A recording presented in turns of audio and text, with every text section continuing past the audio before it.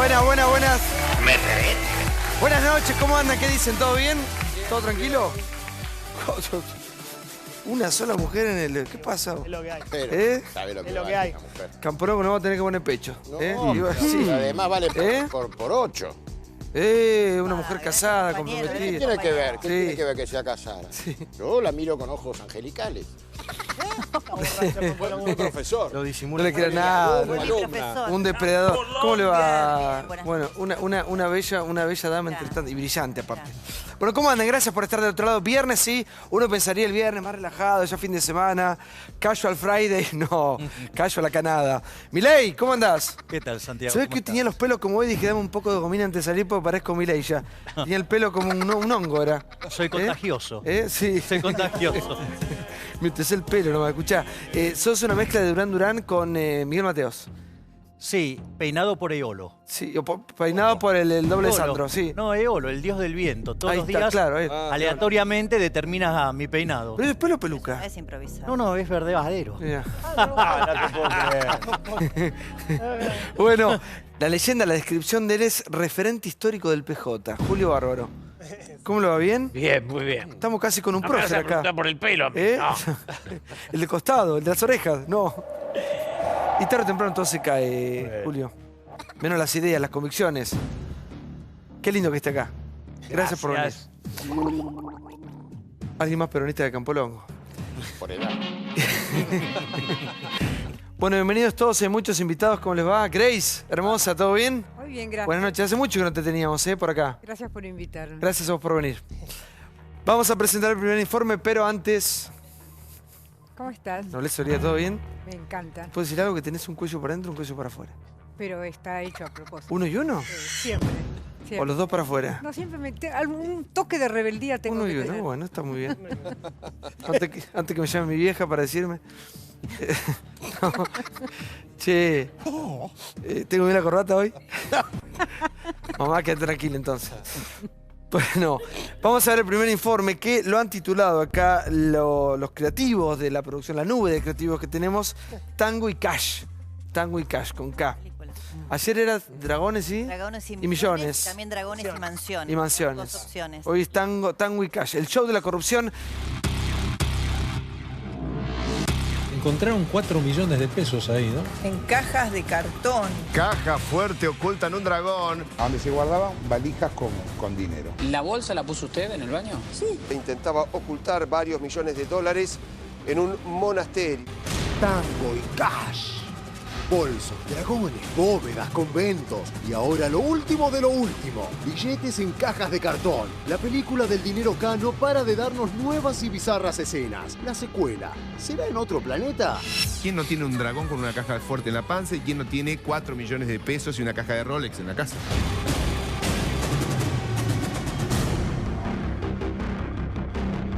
Elisa Carrió con una abogada presentan una denuncia, dicen que este señor, que se llama Tomeo, es el testaferro de Aníbal Fernández. Sí. También hizo negocios con Hugo Moyano. Y con sueños compartidos. Y con sueños compartidos Jock Lender. Yo Aníbal Fernández no lo conozco, no lo he visto en mi vida, yo no soy funcionario, no participé nunca de una obra pública, de una licitación, no soy proveedor de Estado, no conozco a Moyano, no conozco a Jock Lender. ¿Y nunca aportó plata a las campañas? No, ayer me contó mi hijo menor que aparezco como aportante con 95.000 pesos de la campaña de Cambiemos. Yo no aporté nada. La verdad que no sé por qué esa denuncia. Yo estoy aportando todos los documentos necesarios para que la justicia investigue, que no tengo ningún problema.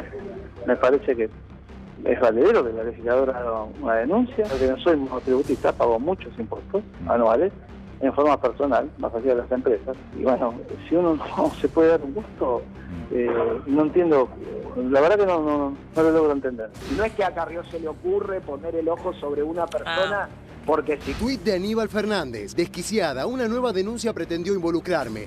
No conozco al señor Tomeo, ni bien ni mal, y jamás escuché mencionar su nombre. Game over. ¿Cuál es la vinculación directa de Tomeo con Aníbal Fernández? Carlos Tomeo puede llegar a ser un lavador de dinero profesional y dinero que proviene del narcotráfico. ¿Nunca tuvo relación o conocimiento con algún miembro del gobierno anterior, por ejemplo? No. con nadie. ¿Por qué dinero en efectivo cuando el dinero en efectivo en realidad se lo liga mucho a dinero negro? En la empresa del tabaco no le pagan con cheque, le pagan en efectivo. Está todo en mi declaración jurada. Son como los fetiches K, los objetos, dragones, caja de seguridad. ¿Qué hace una escultura de un dragón con una caja de seguridad dentro de un jardín? Estaba en la casa de un exfuncionario bonaerense. La descubrieron en un allanamiento en el Country Abril. 2,5 metros de altura, esta escultura. Walter Carbone era monotributista que facturaba hasta 15.000 pesos hasta que fue funcionario público. José López, detenido en General Rodríguez en momentos en que intentaba ocultar varios millones de dólares en un monasterio. Esto no es cripta, señoras y señores, una bóveda. Me han tratado de chorra, me han tratado de narcotraficante, me han tratado de asesina, cuando es totalmente mentira. Los perros buscaban rastros de dinero en unas 30 valijas que fueron encontradas en el primer piso de la casa de Milagro Sala. Yo no soy López, yo no he robado nada. Imagínate que esa bóveda eran como lockers metálicos donde se guardaban valijas con dinero. Secuestramos en el día de la fecha un bolso que tiene restos de tierra. Empezamos a hacer algún tipo de excavación. Excavaciones en la estancia de Lázaro Báez. La misteriosa bolsa de dinero hallada en el baño de su despacho complicó tanto a Felisa Micheli que debió presentar su renuncia. ¿La bolsa la puso usted en el baño? Sí. Cuando veo estas cajas, estas. Igual falta en este informe, sí, no me gustó el informe. Con todo, perdón, pido perdón, así se dice, ¿no? Porque no son los únicos casos. Y no es todo lo mismo. No es todo lo mismo. ¿Quién es este señor Tomeo? Johnny, buenas noches. Hoy hablamos con Tomeo, buenas noches. Habló Paulo, bueno, habló Antonio. Llegamos a algunas conclusiones bastante importantes. Primero, él lo que explica es que se volvió multimillonario vendiendo cigarrillos de segunda marca. Él lo definió como una especie de Manaos del cigarrillo, para que se entienda básicamente que Duhalde es la persona, Eduardo Duhalde, el cigarrillos populares. Cigarrillos populares. Que le abre la puerta de la provincia de Buenos Aires, donde hace la gran facturación a partir de 2001, 2002, 2003. Que él hasta ese momento era un abogado comercial de clase media de Lanús y se dispara su fortuna a partir de esto que te digo. Y entra al mundo del cigarrillo, dice él, gracias a una familia paraguaya, los Bo, muy conocido. ¿Te acordás de Gabriela Bo? Gabriela, sí, casada con Cristian Castro. Con Cristian Castro. Bueno, el dato fundamental, me parece, es que Tomeo, además de la supuesta relación con Aníbal Fernández, que es la denuncia y la deberá probar Servini de Cubría y el juez Armela, está investigado por una evasión fiscal de 1.000 millones de pesos, que no es menor, porque esa causa la tiene otro juez, que es el juez Federico Villena, y la sospecha es que esta tabacalera, Expert Sociedad Anónima, tercerizaba la producción de cigarrillos a fábricas clandestinas. De esta manera, pagaba menos, obviamente, por el impuesto a la producción. De hecho, en un taller clandestino aparece el packaging de la empresa Expert Sociedad Anónima.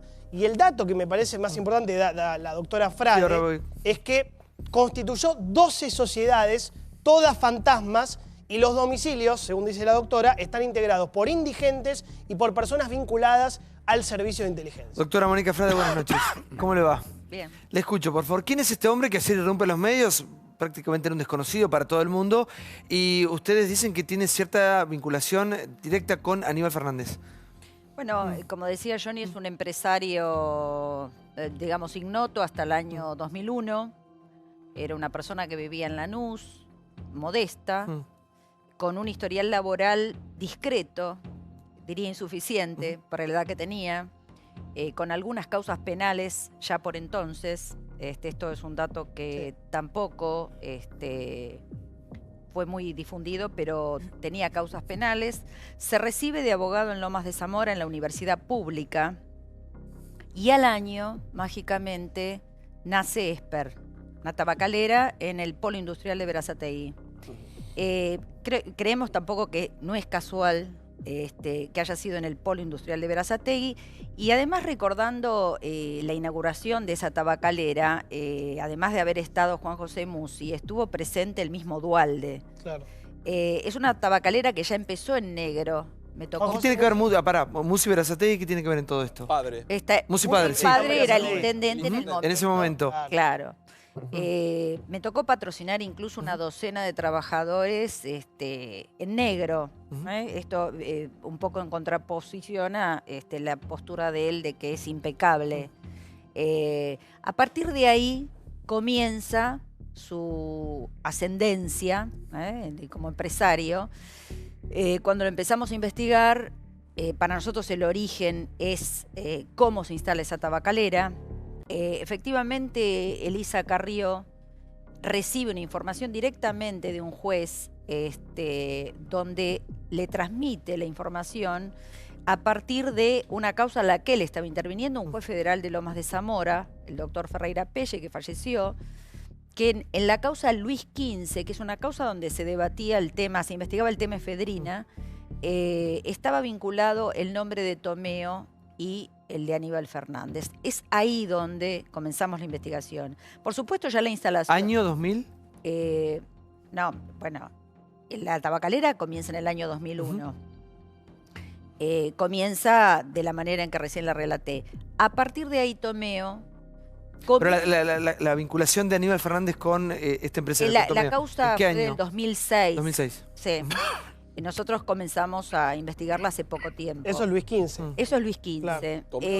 Yo ya hablé, dice, no conozco a Aníbal Fernández, no conozco a Moyano, no conozco a Joclenda. Bueno, dice que usted dijo que fueron compañeros de facultad o algo por el estilo. Nosotros tenemos referencia que fueron compañeros de facultad.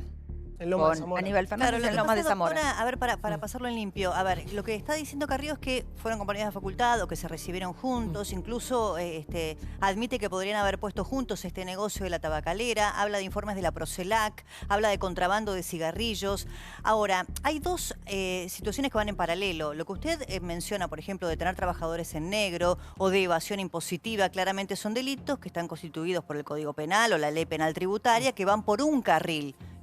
Podemos hablar de un empresario que no tuvo mucho apego a la ley en relación con cómo hizo su dinero. Acá es la vinculación política, claro. Ahora, el otro aspecto es la vinculación política porque están denunciando que este estaferro de Aníbal Fernández y lavador de dinero. En ese aspecto lo que me gustaría aportar es que lo que necesitan es poder tener documentación respaldatoria. Se hicieron varios allanamientos. Hasta ahora lo que hemos visto es dinero, relojes, lapiceras y sus propiedades. Hoy la información que a mí me pasan de último momento es que en el despacho de la doctora Servini de Cubría, una de las cajas fuertes que se secuestró, además de lo irrelevante, podríamos decir, que es que acaban de encontrar $26.000 más, algunos relojes más, un boleto de compraventa de una Ferrari a nombre de Tomeo, aparentemente habrían encontrado documentación, porque acá el dato relevante va a surgir si aparece o no documentación que respalde las denuncias que hace Elisa Carrió de testaferro y lavador de dinero, porque todo lo otro que usted menciona es otra discusión, ¿no es cierto?, que tiene que ver con el desempeño de este hombre como empresario. Delito también, pero... Pero es otro aspecto, sí. ¿no? Estaba poniendo en contexto el nacimiento de Esper. Eso es lo que estaba haciendo. Por supuesto, la denuncia es por lavado de dinero, evasión. Nosotros creemos que Esper nace con dinero vinculado a la política. Tomeo además ha generado, como recién lo decía Johnny, más de una decena de sociedades que son fantasmas, que la justicia ya ha acreditado en los domicilios que nunca funcionaron esas empresas. Estamos atrás de un formato que claramente tiene que ver con las maniobras típicas de lavado de dinero, que tiene que ver con un dinero ilegal, transformarlo en legal a través de muebles e inmuebles suntuosos, que es lo que habitualmente se hace. De ahí que pueda ser cierto que él tiene contablemente todo en orden. Hoy reconoció que tiene hoteles, porque siempre en el mundo, del lavado de dinero aparecen los hoteles en San Bernardo y en San Martín de los Andes. Eso lo confirmó. Él tiene 3 complejos en Villa Langostura. Son 3 complejos muy importantes, lujosos, y además hay un dato que no es menor. Los tiene en un radio de 400 metros. Nadie construye 3 complejos hoteleros en un radio pequeño. No compiten sus hoteles entre sí. Claro. Y además tiene efectivamente un hotel a la entrada de San Bernardo, que es un hotel 4 estrellas que trabaja diciembre, enero y febrero. Sí, están vacíos. O sea, tiene... hay todo un esquema de lavado. Nosotros, por supuesto, la investigación tiene apenas, yo quiero recordar que tiene 1 mes y medio, que empieza con un allanamiento que ordena el juez Sarmela, precisamente a las oficinas de Esper, donde ahí en el primer allanamiento se encuentran 2 bolsos, uno con $405.000 y otro con $6,5 millones. O sea, Tomeo es una persona de pesos.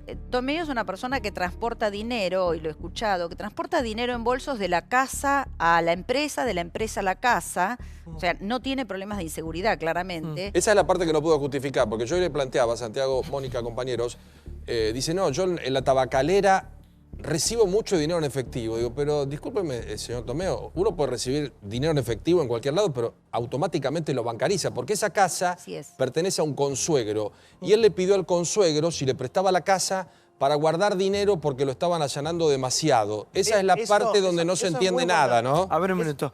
Julio, ¿cómo le va? Buenas noches. Buenas noches. ¿Cómo vive como espectador, ¿no? Este momento del show de las causas y de alguna manera todos sabíamos la corrupción y un montón de cosas más, pero ahora ver la plata es fuerte. La gente nos para por la calle y nos pide esperanza, que es lo que necesita la sociedad.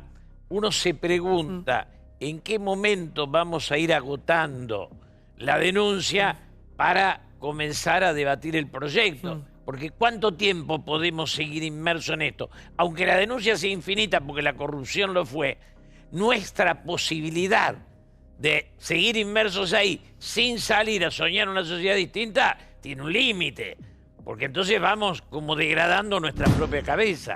A mí me parece que hay un punto en el cual la justicia va a seguir con la corrupción y la política va a tener que recuperar la idea de un proyecto hacia adelante. La sociedad necesita esperanza y con esto lo único que le damos es casi cultivar el resentimiento, se me ocurre. ¿No? ¿Por qué resentimiento?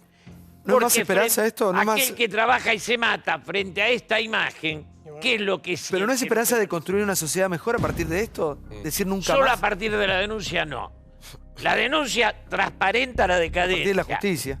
Y la justicia. Claro. Pero iniciar la otra etapa es responsabilidad de la política. Y el pensamiento todavía, la propuesta todavía no apareció. A ver, Graciela, ¿qué lee la sociedad de todo esto? ¿Qué leemos los argentinos? ¿Qué mensaje?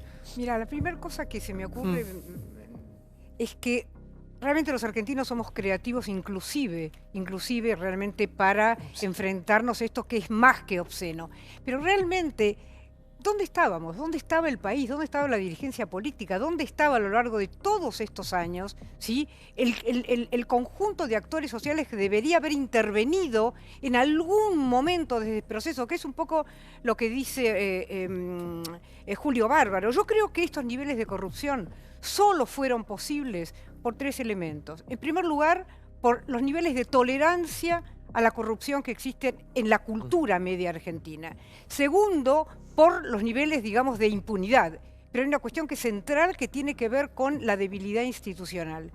Y cuando hablamos de debilidad institucional, cuando vos preguntás cómo se sale básicamente con un gran acuerdo político y sectorial para hacer las reformas que hay que hacer. Si no, este país no va a salir adelante sin trabajar profundamente. Sí, Diego. Yo creo que hay que tener cuidado, que hay que ser cautos con este tema en particular, ¿no? Que hay que investigar, que está bueno enterarse, que hay que saber. Pero esto comenzó y cuando se inició era el testaferro de Aníbal.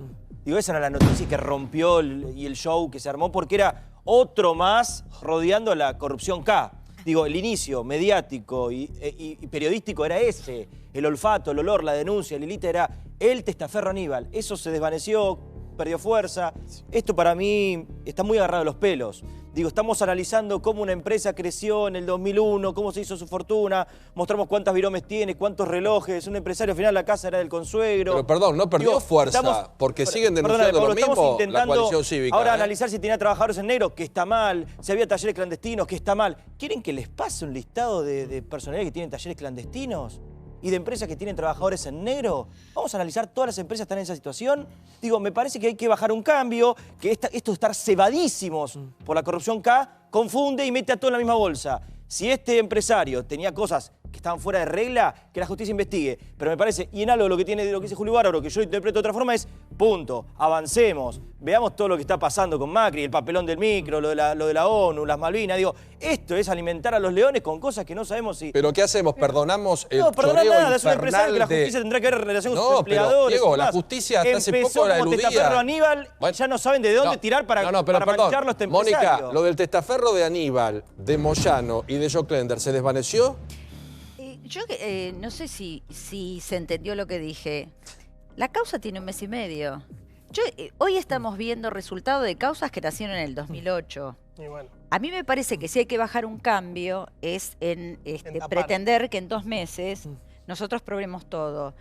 Ahora, estamos hablando de un manejo de dinero absolutamente anormal. Es inusual, y tanta plata así, y es raro. Absolutamente anormal, con millonario, movimientos también anormales. Estamos investigando esto y obviamente que pareciera que toda la justicia se confabuló.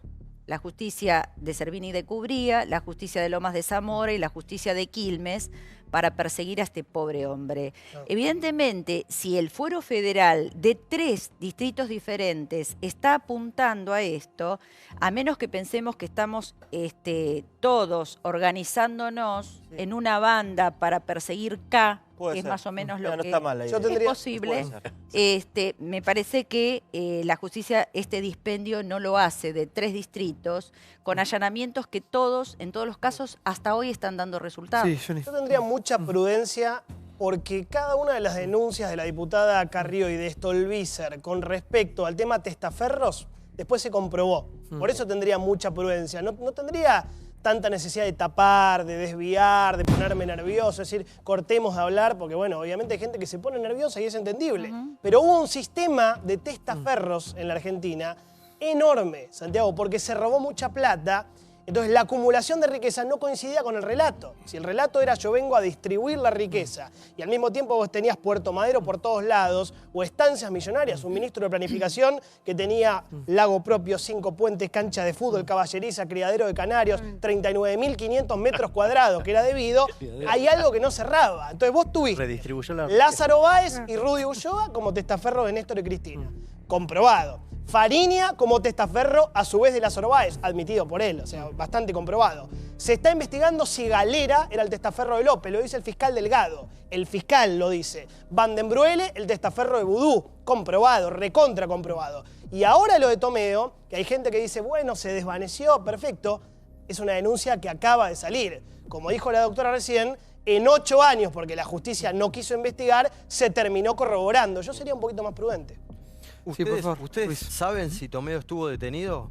Porque, a ver, hoy me decía un colega periodista, en el año 2000 hay un informe de Canal 9, el noticiero de Canal 9, una mujer le pedían 40.000 pesos para que sacase a su hijo de prisión, ¿no? Y la mujer va ante esta extorsión de sus abogados y les hace una cámara oculta a los abogados. ¿Quiénes eran los abogados? José Luis España, José Luis Prestera y Carlos Tomeo. O sea, el abogado exitoso no era tan exitoso en el 2000. España fue abogado de llegó a Tomeo. estar detenido en aquel momento por esta causa de extorsión. No, España era abogado de la tabacalera. Fue abogado de la tabacalera entre 2003 y 2008. Y terminó haciéndole un juicio laboral a Tomeo cuando dejó las funciones. Así es. El señor Tomeo reconoce algo, admite, dentro de lo que es su relato, que yo lo noto ordenado.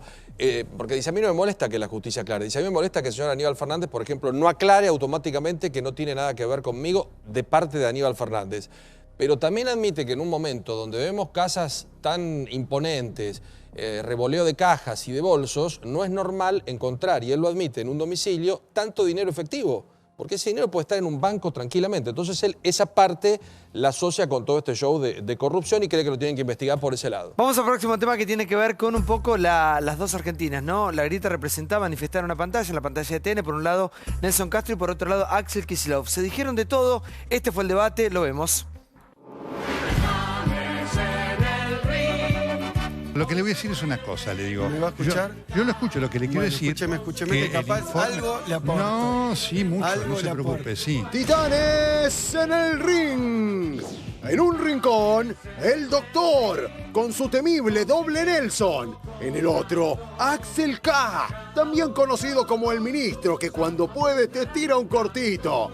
Suena la campana, segundos afuera. ¿Usted es consciente que estamos viviendo un ajuste que es producto de lo que fue su mala gestión al frente del Ministerio de Economía? Esa es su opinión, doctor Castro. Mi opinión es muy distinta. Pero usted no se hace ninguna autocrítica de lo que pasó. Sí. Mire, inflación durante su gestión hubo mucha. 2014 Sí. hubo una inflación que yo mismo anuncié, me paré ahí, dije el índice de precios a hoy Hoy es 3.7. No había un índice que midiera creíble. Pero ¿sabe cuál es la realidad? Que hoy se conoce la verdad. Durante su gestión se mentía y se ocultaba. Cambia muy bien, encantado de contar. Ahora termino. El INDEC no anduvo los primeros 6 meses del año, o sea que no tenemos... Y bueno, ¿y qué de INDEC no había dejado nada a su gobierno? No, no es lo que dijeron ellos que iban a hacer. No estoy defendiendo al gobierno, le quiero decir lo que quedó, digamos. Parece que lo está defendiendo. Para la cancha, castigo abajo, golpe de antebrazo. A mí me tocó largar el procrear, el progresar. Bueno, el problema es que en muchos casos ahora no terminaron, 12, no se ahora completaron. 12. Bueno, esos dos que dije, casos, absolutamente. No, durante su gobierno de todo hubo gente que por inflación no pudo completarlo.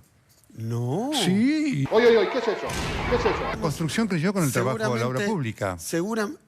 No es así. Mayoritariamente con la obra pública. Pero usted no vio lo que pasaba con los inmobiliarios. ¿Usted no vio los montones de edificios que hay en la calle Santa Fe? La calle Inca debe haber 20 edificios todos que no parados se hace 2 años. Eso no tiene que ver ni con la herencia ni con la Argentina. Pero sabe que la herencia la hace peor. Ahí está para el enganche, un abrazo, la doble Nelson. Y acepta que subió el desempleo, Macri. Pero no por tiene que supuesto, defender algo. yo no lo defiendo, le estoy diciendo. Si nunca lo midieron. Y ellos lo defienden. Pero, hágale costillas, muy bien. Reconozco críticas a nuestro gobierno. Yo soy muy crítico de mí mismo también. No se nota, pero no importa. ¡Arriba lo tiene tremendo, espectacular! Y hoy la gente va y no puede ir al supermercado y le dicen, bueno, la pesada herencia, el segundo semestre. Bueno, pero explíquenle que fue una devaluación mal hecha. Elude, muy bien, así, con tranquilidad, serénese.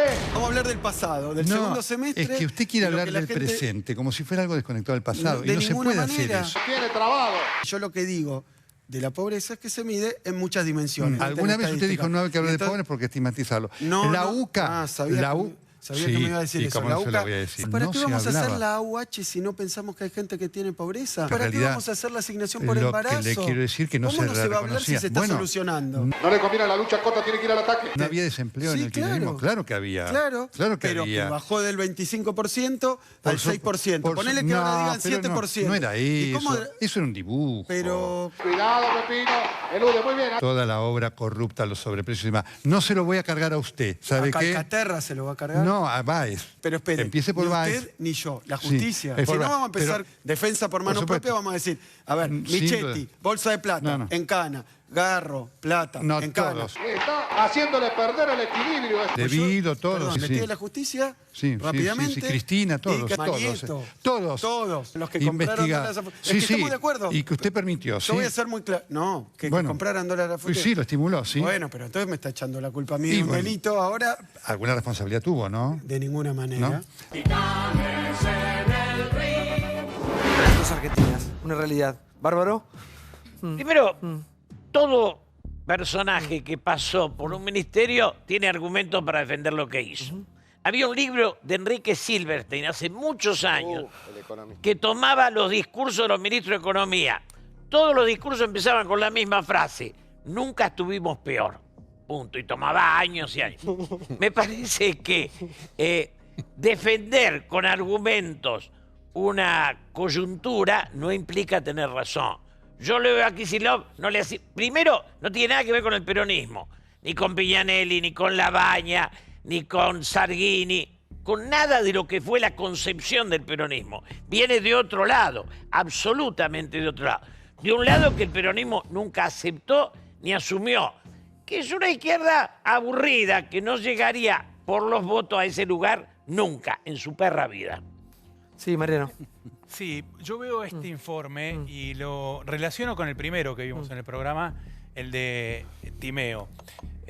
¿Por qué? Porque es la contracara, es decir, la corrupción en la Argentina, el robo de tantos billetes, de tantas cajas, de tantos bolsos, fue la contracara de lo que fue el gasto público. Corrupción en lo moral se traduce en gasto público en lo económico. Fue gasto público. El gasto público generó inflación y generó pobreza. Es decir, hoy todos estos símbolos que nosotros estamos despertando de corrupción, de bolsos y demás, se traducen en lo que hoy estamos viendo de pobreza.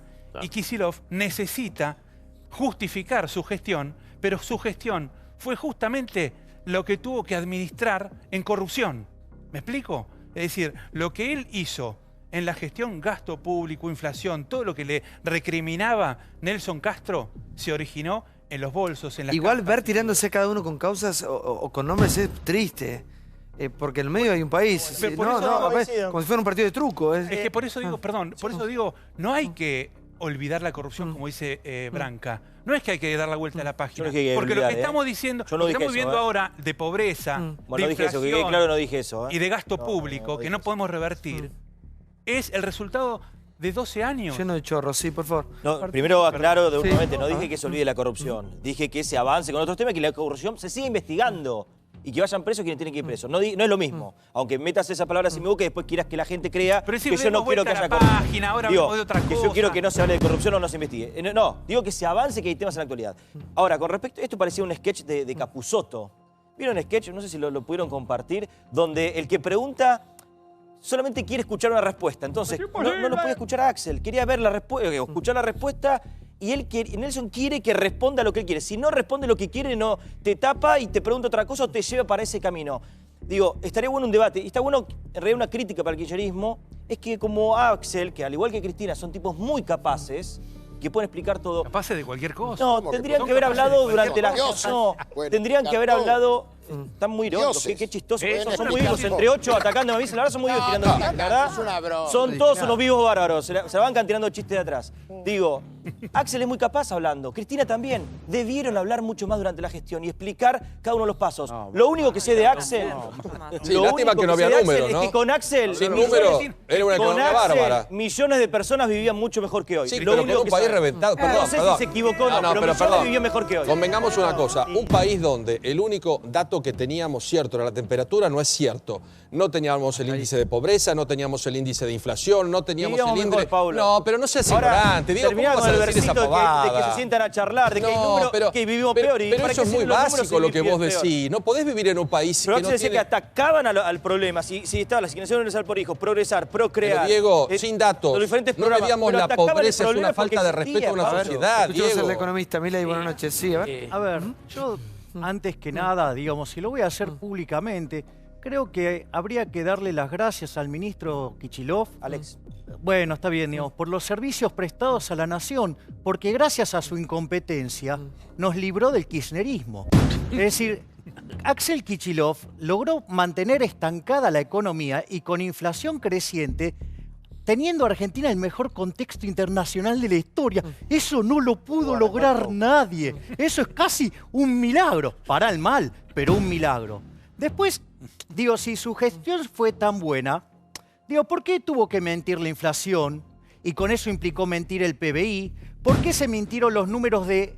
Ahí eso derramó en mentir los números de pobres e indigentes. Entonces, ¿qué es lo peor que puede hacer? Que es meter los pobres, ¿sí?, abajo de la alfombra. Es decir, por ejemplo, ahora viene el dato del INDEC, te puede gustar más o menos, pero por lo menos te va a mostrar que verdaderamente hay más de 30% de pobres en el país, el cual, si vos no lo medís, no lo arreglás.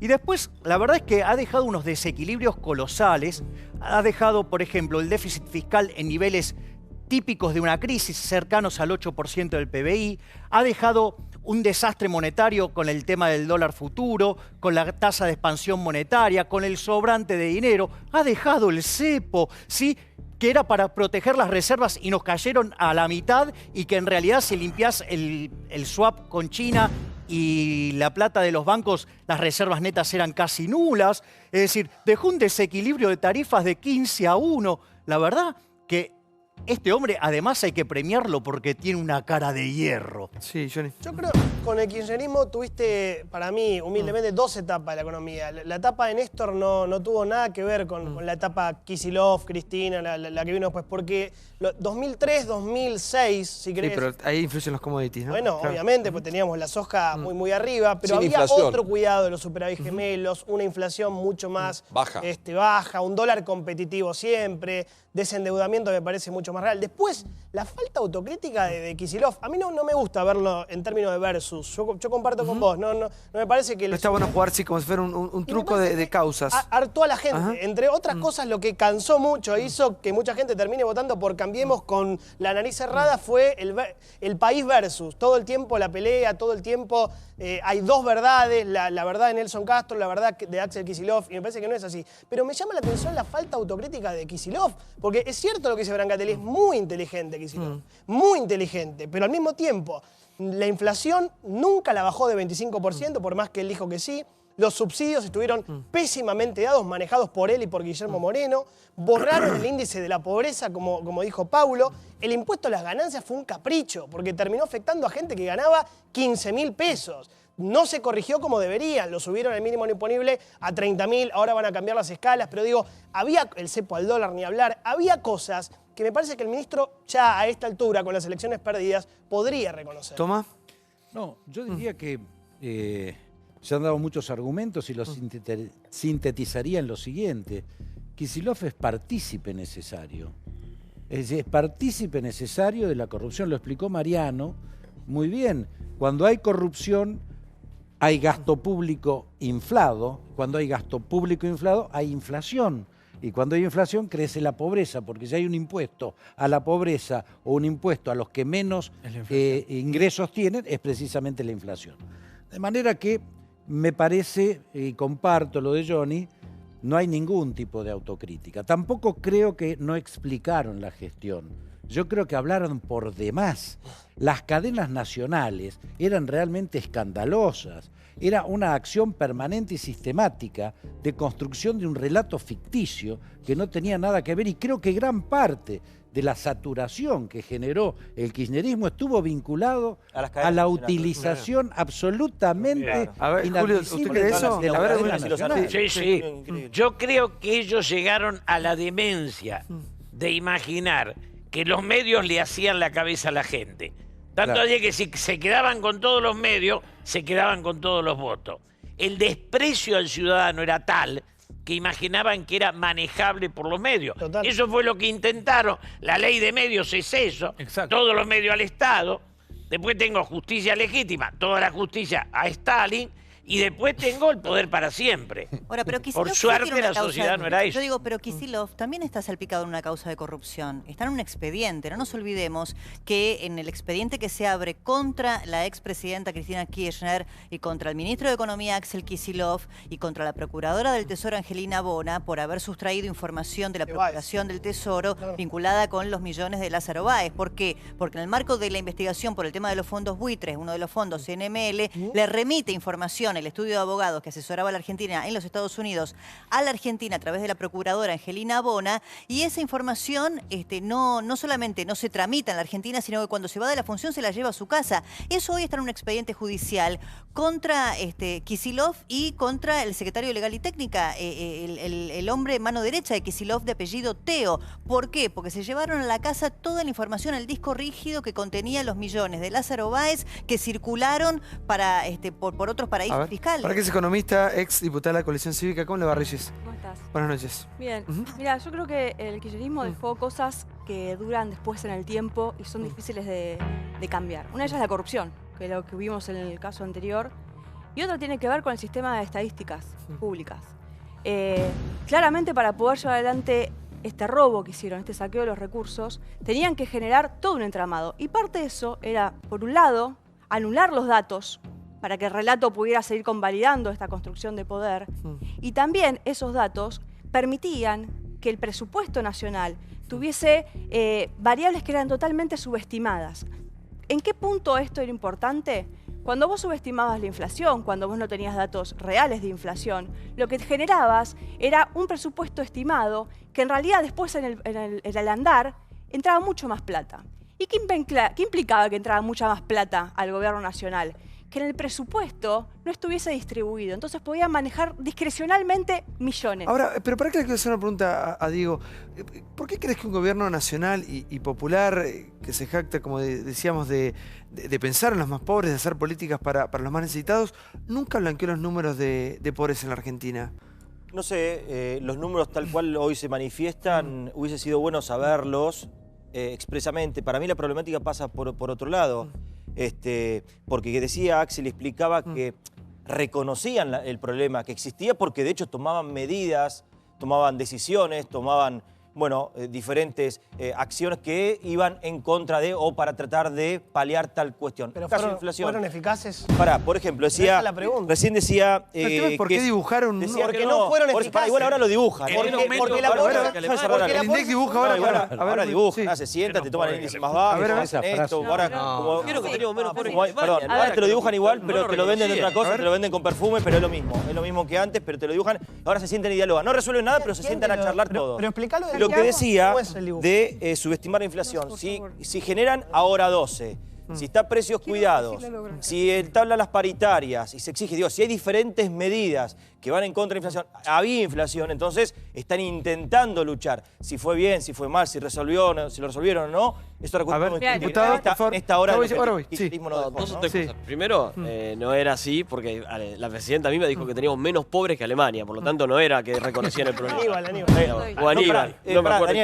No coincido con esa frase. Bueno, para anotarla en la cantidad de frases desafortunadas, porque este gobierno tiene dijiste que 100 frases debió hablar que más. Mirá, hablaron y dijeron eso. Acá han dicho que creo, así que después creo que Kicillof aplica el manual de kirchnerismo explícito. Es decir, parece que se olvidaron de que gobernaron durante 12 años y vivíamos muy bien. 12 millones de pobres, problemas sociales gravísimos, un aparato de corrupción enorme, porque me parece que esta es la clave de lo que hablamos de todas las cosas, ¿no? Tomeo tiene algo, no sé qué vinculación tendrá con Aníbal Fernández, pero sí algo tiene en común con la expresidenta. Los dos fueron abogados exitosos y los dos tenían hoteles. No se dieron la casualidad, pero la realidad está vinculado con esto. Y me parece que la corrupción hace esto, que produce aquí que tengamos un 25% de la gente que no tiene cuotas en la Argentina. No, sabes que estoy impresionada. Por primera vez estoy de acuerdo con Brancatelli en relación a lo que planteabas con el diálogo entre Kicillof y Castro. Realmente esto es importante tomar conciencia. Vos fíjate, vos le preguntás una pregunta muy interesante a Brancatelli. ¿Cuál es la razón por la cual un gobierno, ¿no es cierto?, peronista, con esta esencia fundamental que tiene el peronismo, que tiene que ver con la lucha contra la pobreza, etcétera, etcétera, mintió? Absoluta y totalmente. Por supuesto que mintió. Tiene razón el diputado, absolutamente. La negación de la realidad, el vaciamiento de la palabra, digamos, ha sido digamos, el estilo de alguna manera del kirchnerismo durante los últimos, sobre todo los últimos años. Ahora, el tema es, fíjate lo que hace Brancatelli a tu pregunta, te contesta con otra pregunta y reorienta, no te contesta, como no contesta Cristina y como no contesta ningún peronista. Es una respuesta, es una manera de contestar. Es una manera, pero de evadir total y absolutamente. A ver, un minuto, no se enojó el peronismo. No, perdón, no estoy hablando, no dije peronista. Se enojó. Que ninguno de los gobiernos. Vos sos una persona muy inteligente y conocés además al movimiento. Pero claro, entonces, claro.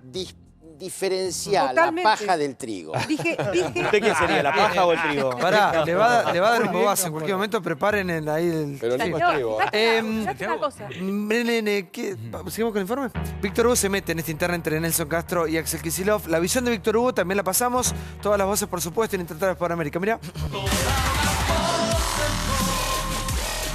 La destrucción del periodismo.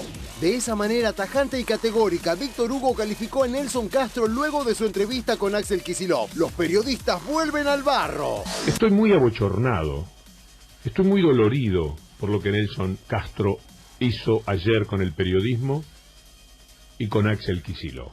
No lo invitó para un reportaje, era para este espectáculo dantesco que si Nelson Castro lo escucha atentamente, le va a provocar una inmensa vergüenza, porque esto es como, en nuestra profesión, tirar todo por la borda y hacerlo en nombre de la corona, porque Castro no es así. Uno puede discrepar, él puede haber hecho el periodismo que le haya parecido correcto y justo, pero esto de anoche, invitar a una persona para no dejarlo nunca hablar, para mortificarlo con consignas de barricada, de señora o señor que en el supermercado discute por arriba, lo que quería era agredirlo a Kicillof, llevárselo por delante, llevárselo puesto. Esto marca que se ha llegado a límites en los cuales se nos ha ido todo al diablo en materia periodística.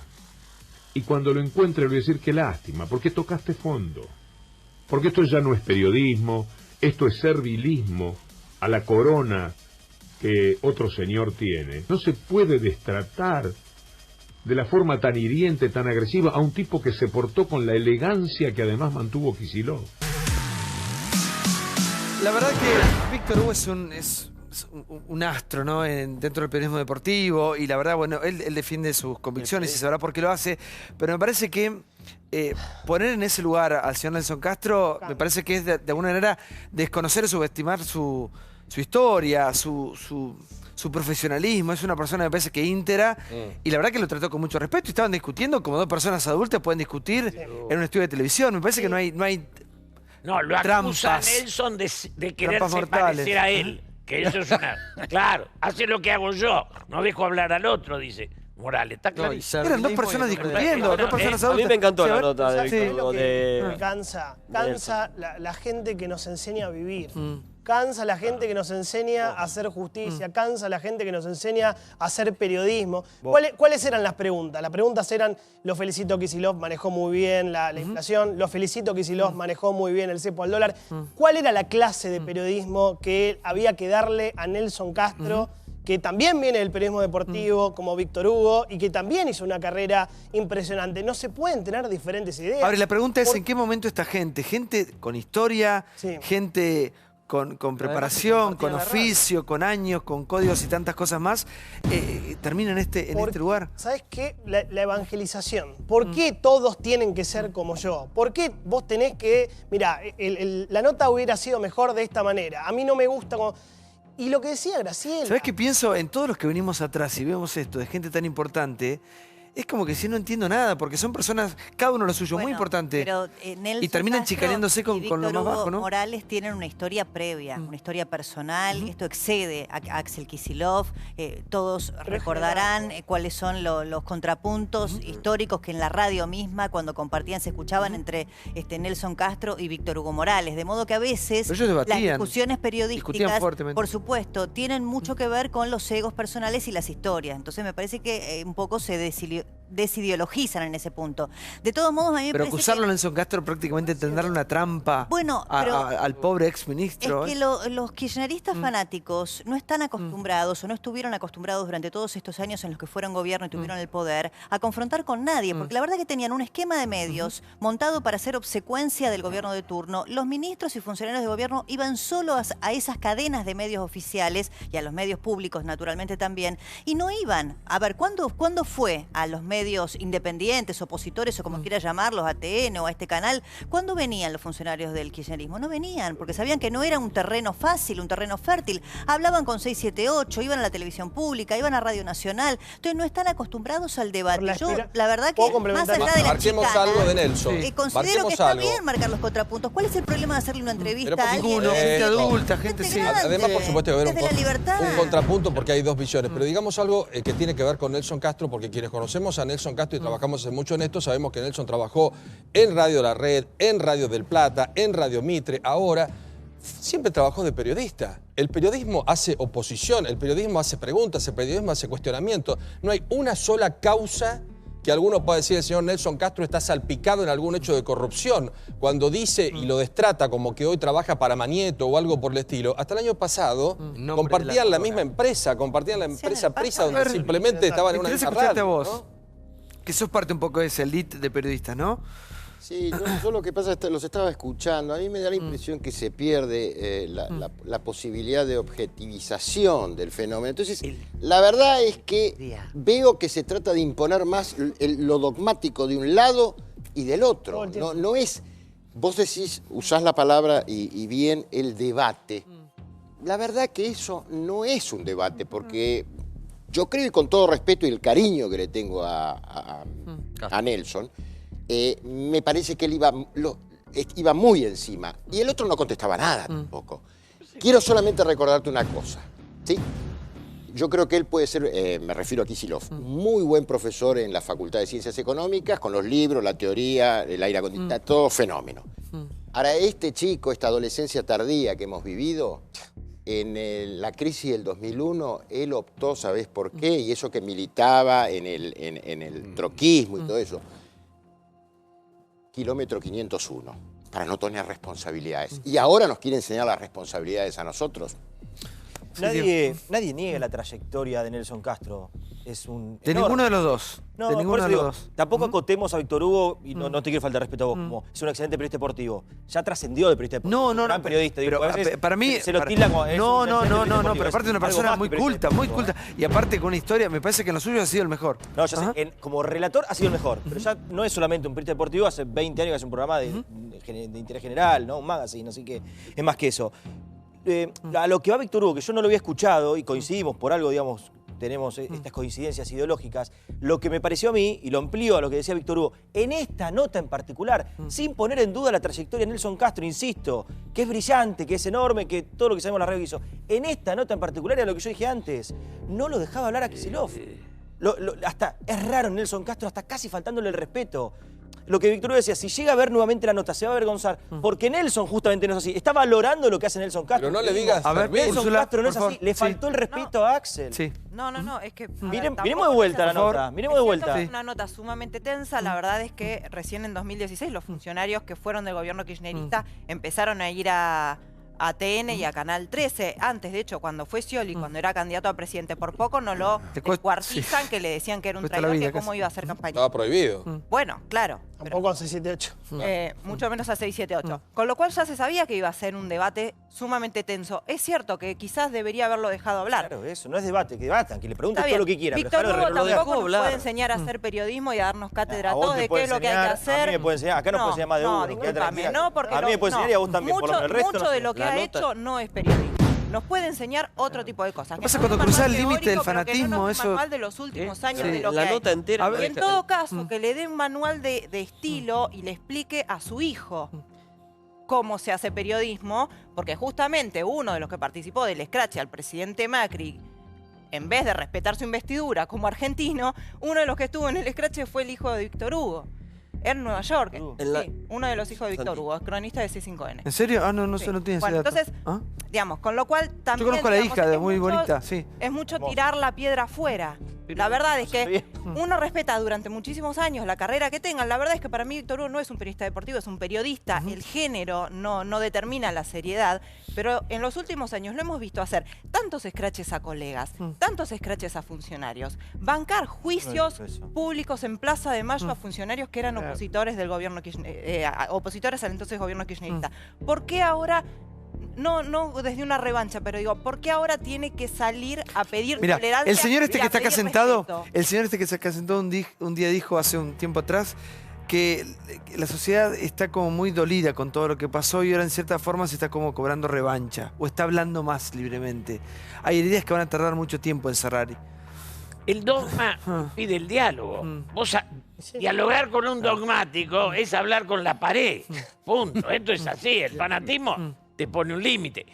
Y piensen en una cosa interesante. El sistema TDA, el sistema que hacían de televisión para los pobres, solo tenía canales oficiales. ¿No es maravilloso? Bueno, bárbaro, pero... Además de pobre, lo tenía que hacer oficialista. ¿Es grave o no? Es y aparte eran canales de propaganda. Canales de publicidad. Hay una cosa que quiero agregar con respecto a la nota, porque me parece que la nota en extenso, realmente Kicillof habló mucho. Yo la vi entera la nota, y realmente Kicillof habló mucho. Cuando se ve ahora en silencio, fíjense todo lo que habla. No es que lo interrumpió permanentemente Nelson a Kicillof, realmente lo dejó hablar y desarrolló las ideas. Por supuesto que no le respondió a casi ninguna de las preguntas, pero yo creo que lo que va a hablar la nota... me parece que va mucho más allá de Nelson y Axel. Me parece que es el choque de dos posturas completamente distintas. Por primera vez en mucho tiempo, me parece que lo que nos llama a todos la atención de la nota, porque en definitiva es una entrevista, no es para tanto, pero lo que nos llama la atención es que un funcionario, un exfuncionario kirchnerista, entró a polemizar con un periodista. Y no estaban acostumbrados, porque, por lo que decía Débora, por lo que decía Julio, por la espiral del silencio, porque iban a lugares donde se sentían cómodos, porque había una verdad intocable, el dogma, como dice Julio, la verdad fanática, que era la que bajaba la presidente o el expresidente, y no se ponía en discusión. Iban a lugares, a medios de comunicación, a Canal 7, a determinadas radios, donde se daban vueltas, pero siempre había una única verdad impuesta. Entonces, lo mismo le pasó acá cuando vino Moreno, que entramos todos a discutir porque Moreno no estaba acostumbrado. Después Moreno empezó a ir a todos lados y cuando Martín Tetaz le dice, che, te hago una sola pregunta. El paseo que pegó Moreno. Martín Tetaz, cuando Martín Tetaz le dice, si había 10% de inflación, ¿por qué te aumentaste 30% el sueldo? Entró en crisis y le dijo idiota.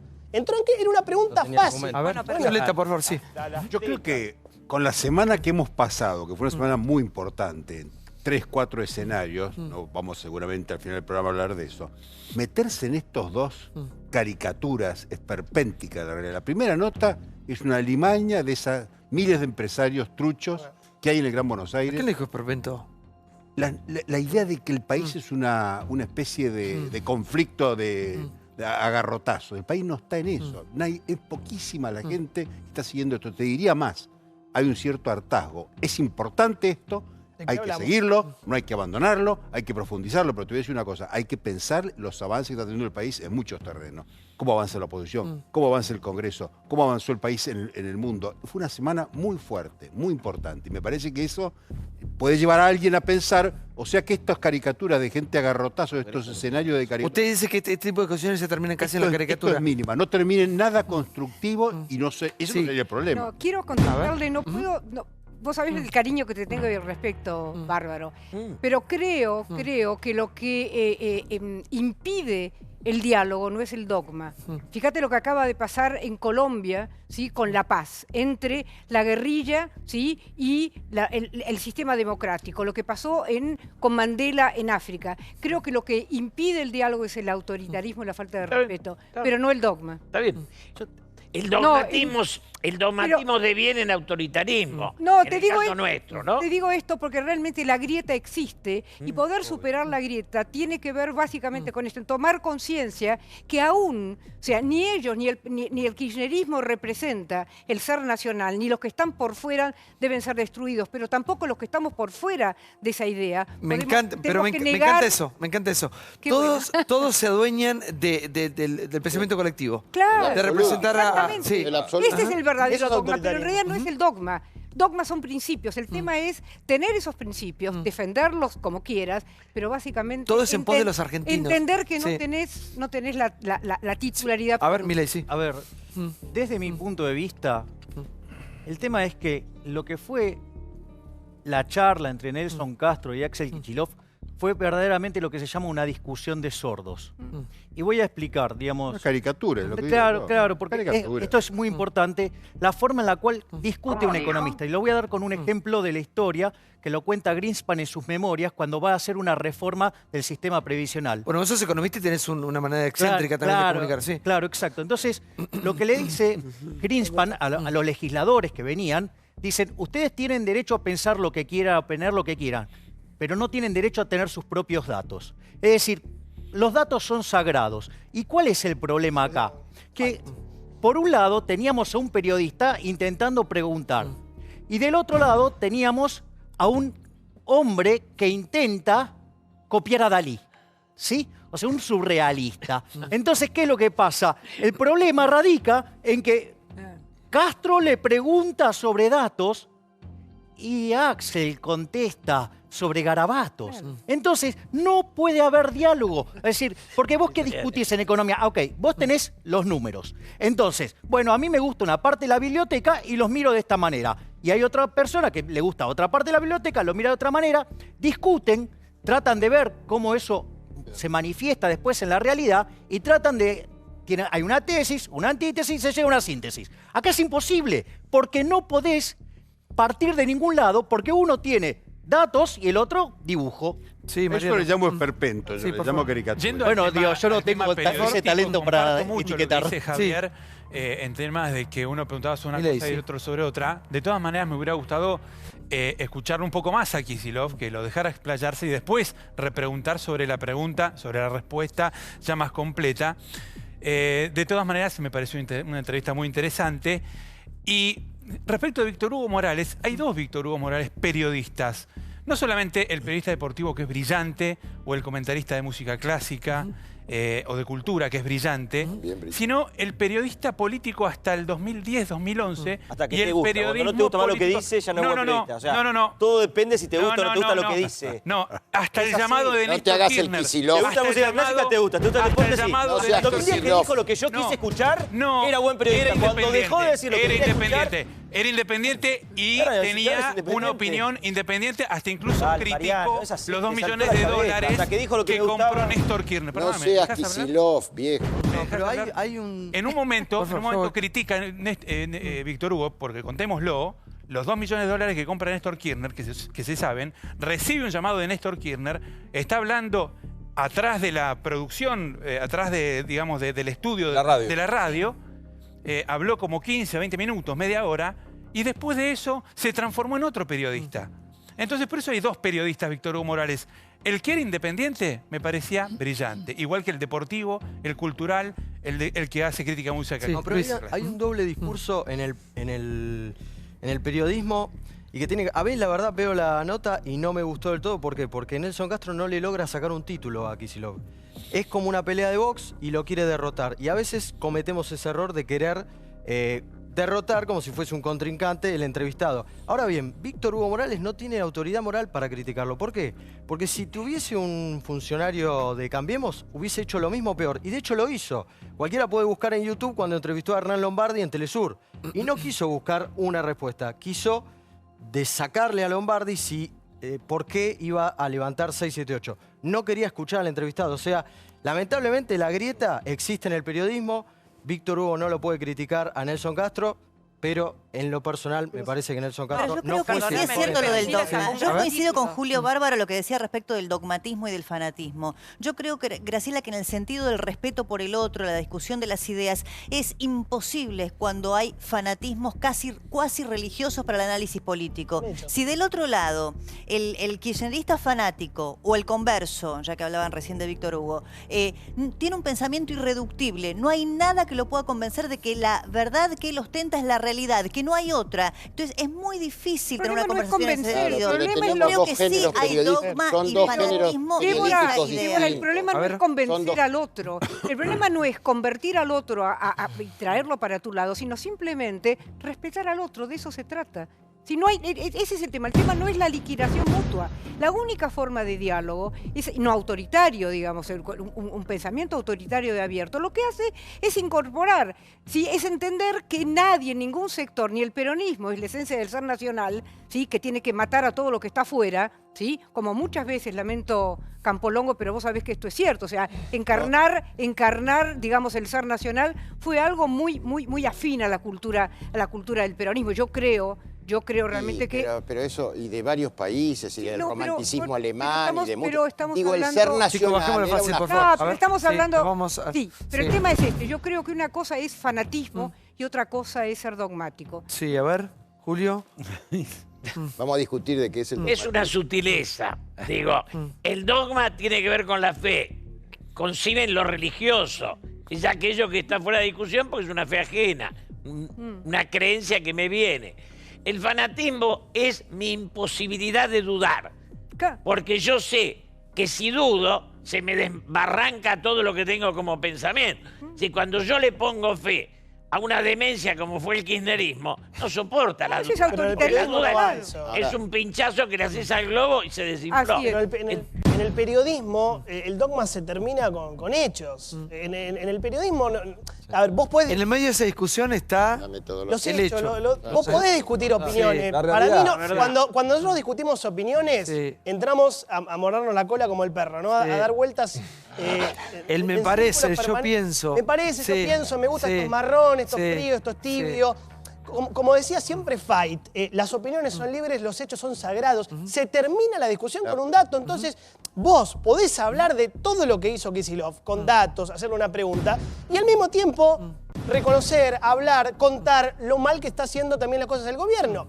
¿Qué pasa cuando se destruyen en estos momentos 507.000 cuentas sueldo? ¿Por qué ese tema no sale en algunas conversaciones mediáticas? 507.000 cuentas sueldo menos en los últimos 6 meses. Bueno, entonces digo, discutamos con hechos, discutamos con información y se va a terminar el reino de la opinión, que para mí le hizo mucho daño al periodismo. No, a ver, 2 cosas. Una, yo creo que lo que se perdieron en estos 10 años también es la posibilidad de discutir con argumentos. Esta cuestión de el dogma no solamente nos invalidó el ida y vuelta, el diálogo, y que podamos construir argumentos fuertes de cada lado, y obviamente por ahí podemos no estar de acuerdo, pero que esos argumentos estén, pero por sobre todas las cosas es que el kirchnerismo terminó creyendo que el dogma era lo que pasaba en el país. Entonces, mientras construía ese relato, donde tenían que tapar los números de inflación, donde tapaba los números de pobreza, donde tapaba los números que realmente tenía que generar la economía, vos tenías que el país venía creciendo la pobreza, venía creciendo la inflación, no había datos claros y eso no tiene repercusión cero. Entonces, a mí me parece, obviamente, esto hoy está Nelson Castro hablando con Kicillof. A mí me hubiese encantado que Kicillof, yo estaba en la facultad cuando él era docente, que cuando estaba en la facultad le decía que no había que intervenir el INDEC, que había que tener datos claros, que entendía que la generación de datos eran fundamentales. ¿Fue profesor tuyo? No fue profesor mío, porque yo estaba cursando en otra cátedra, pero sí. Pero digo, él decía que la generación de datos eran fundamentales en economía para poder tomar decisiones. Sin embargo, en el momento que pasa a ser funcionario público, se olvida de eso, utiliza el dogma, pero por sobre todas las cosas pierde la posibilidad de realmente darle un cambio a la sociedad. Hoy no tenemos, hoy estamos reconstruyendo las estadísticas públicas, pero les puedo asegurar de algo. Durante estos 10 años no sabemos, desde lo académico, desde el funcionamiento público, desde las instituciones, desde la economía, no tenemos datos claros de qué pasó estos 10 años del kirchnerismo. La salud, claro. De salud. Claro. Y eso no se vuelve para atrás. Sí. Al final hay una gran película, se llama Ciudadano Ilustre. Genial, maravillosa. No es que voy a contar el final, pero en el final hay una muy buena reflexión de Carl Martínez. No, pues no sabes qué pasa, pero que habla de la realidad o la verdad, en realidad. Que no hay una única verdad, una única realidad, sino que tiene que ver con la óptica con la cual uno lo mire. Y en el periodismo pasa lo mismo. No. En el periodismo pasa lo mismo. No. Error. Lo que yo no creo. es así. Muy bien. Los datos son ciertos, los números, podemos establecer sobre la mesa un montón de cuestiones.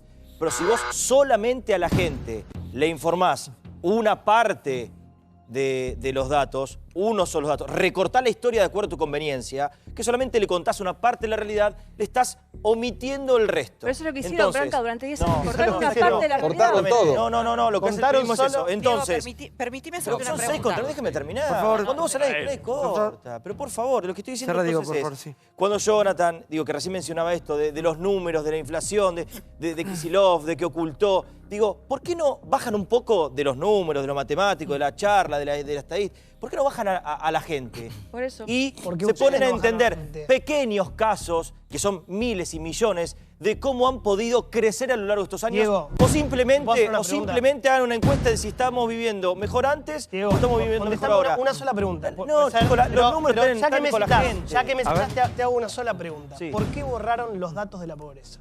No sé por qué borraron los datos de la pobreza, eso te pregunta. Pero vos estás diciendo que hay que dar... que se atacó a la pobreza toda la información. Y que ha bajado notoriamente la pobreza. Vos decís que hay que dar toda la información.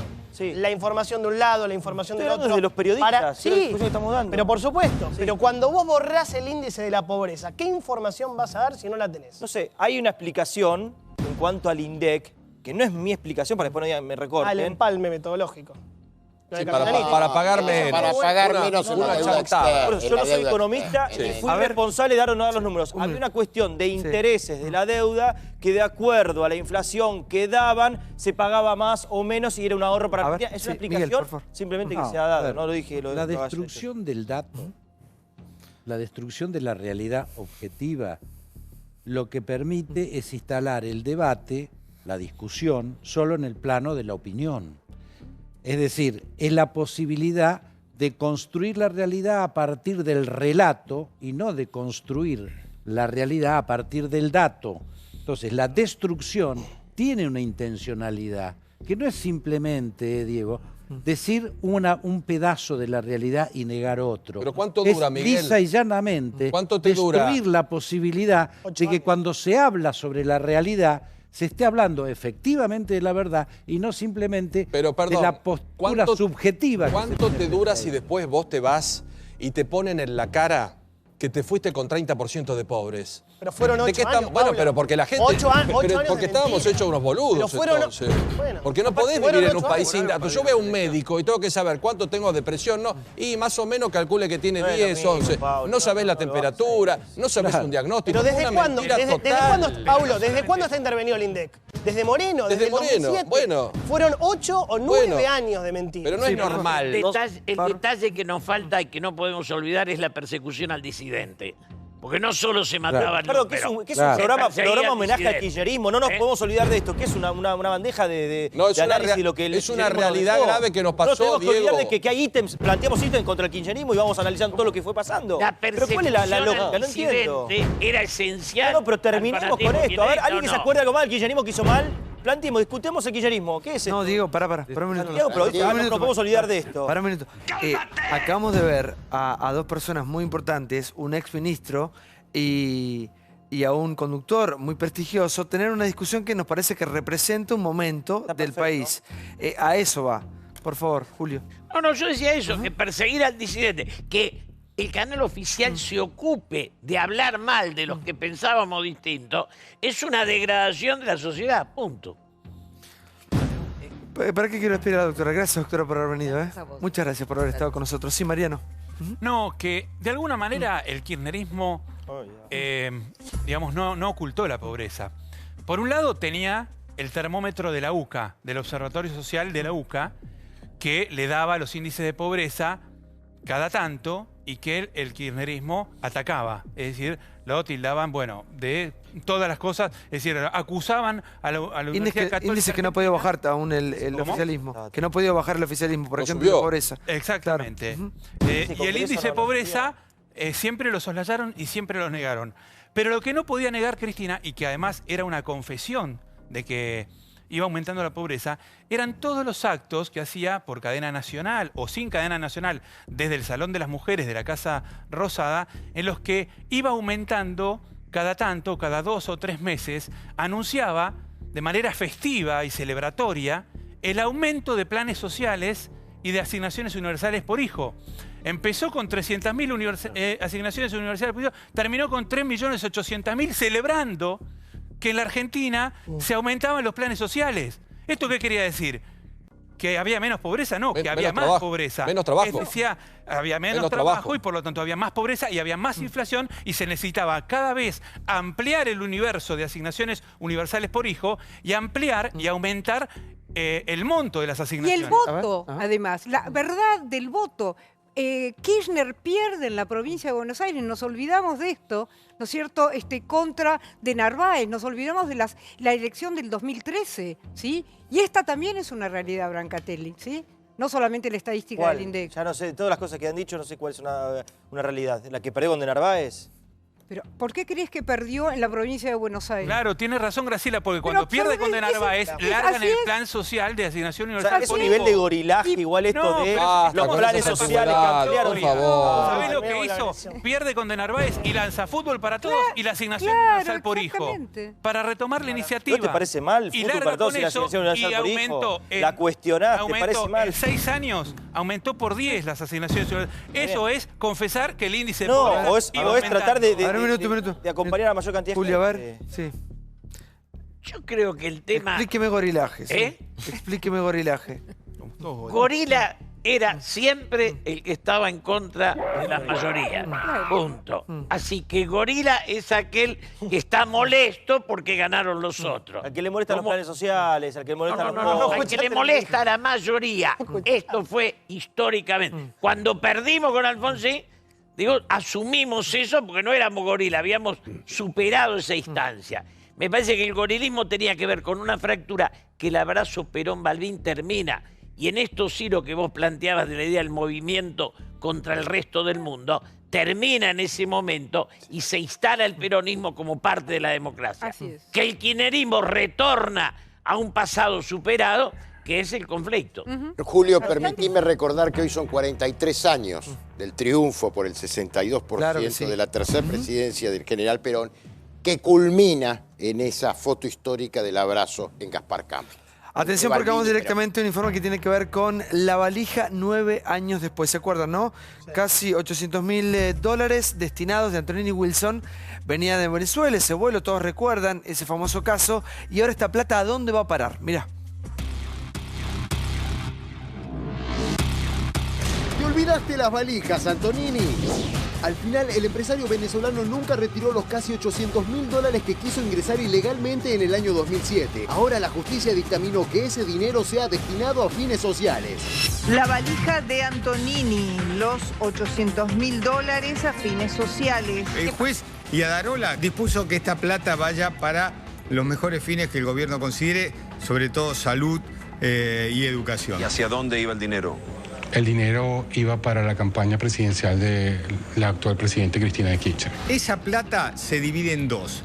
La mitad va como multa por no haberla declarado y la otra mitad quedó a disposición de Antonini Wilson. Lo que pasa que desde 2007 hasta la fecha, Antonini Wilson nunca vino a buscar la plata acá. ¿Quién le dijo a usted que ese dinero era para la campaña de Kirchner? Las personas que se acercaron a mí, que están hoy día condenadas en el juicio. Fue en el 2007, agosto del 2007. Tardamos 9 años en hacer eso y que esto se podía hacer muchísimo más rápido. Vino un vuelo desde Venezuela aquí a Buenos Aires, baja en la madrugada en Aeroparque. Estaba María Luján Telpuc, Policía de Seguridad Aeroportuaria. A ver usted qué trae acá.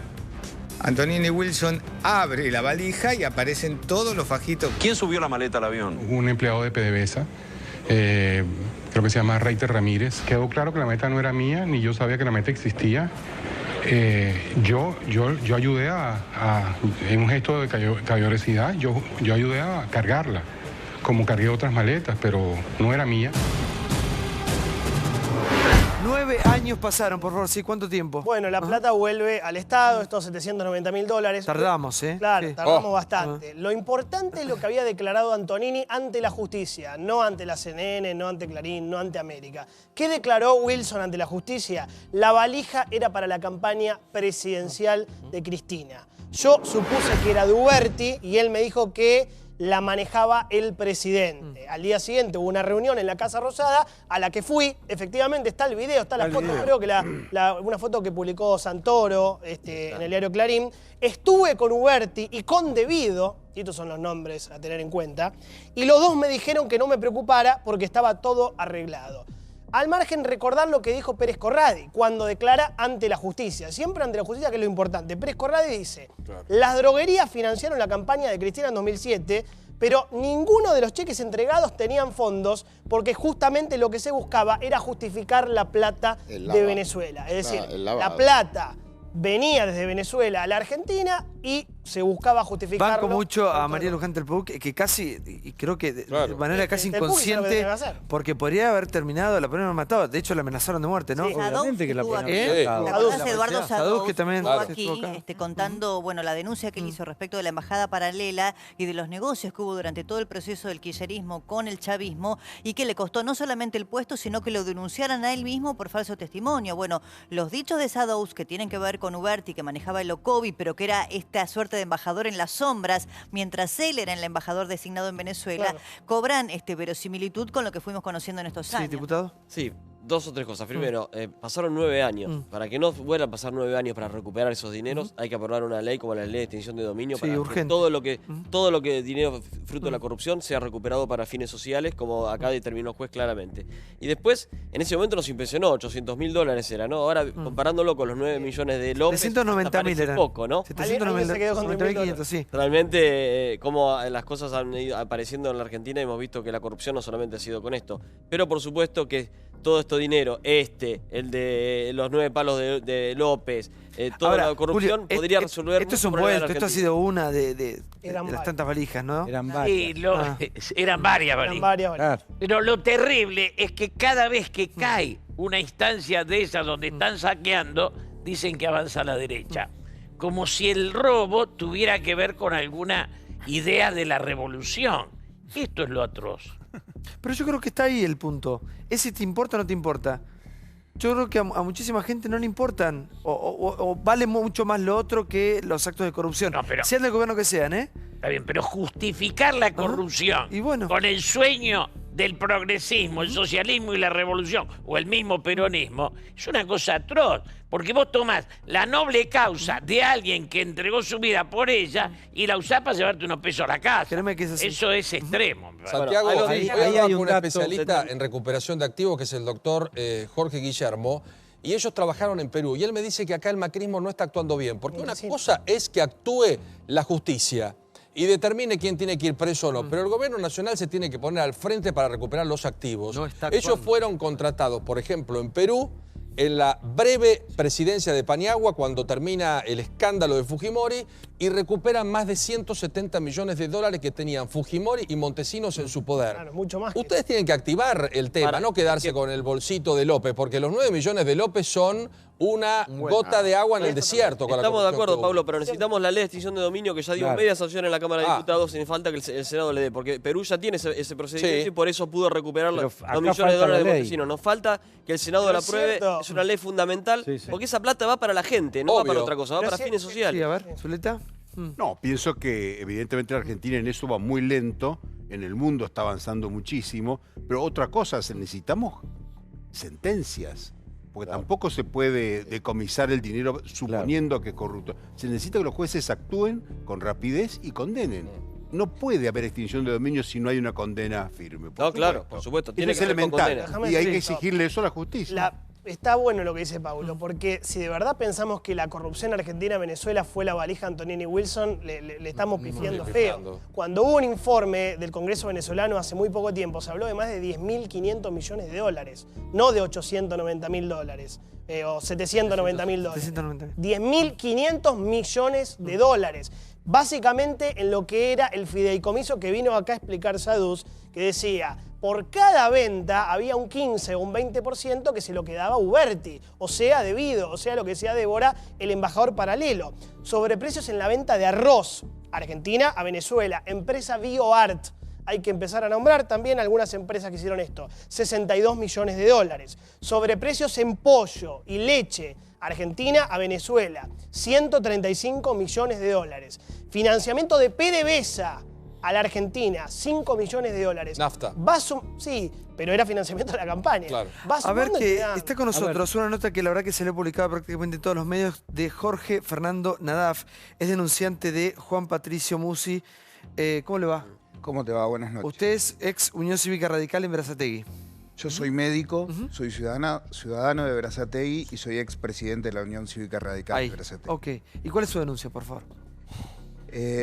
Durante el mes de abril, Berazategui sufrió un brote de gastroenteritis que nunca se llegó a cabo a saber bien cuál era la causa.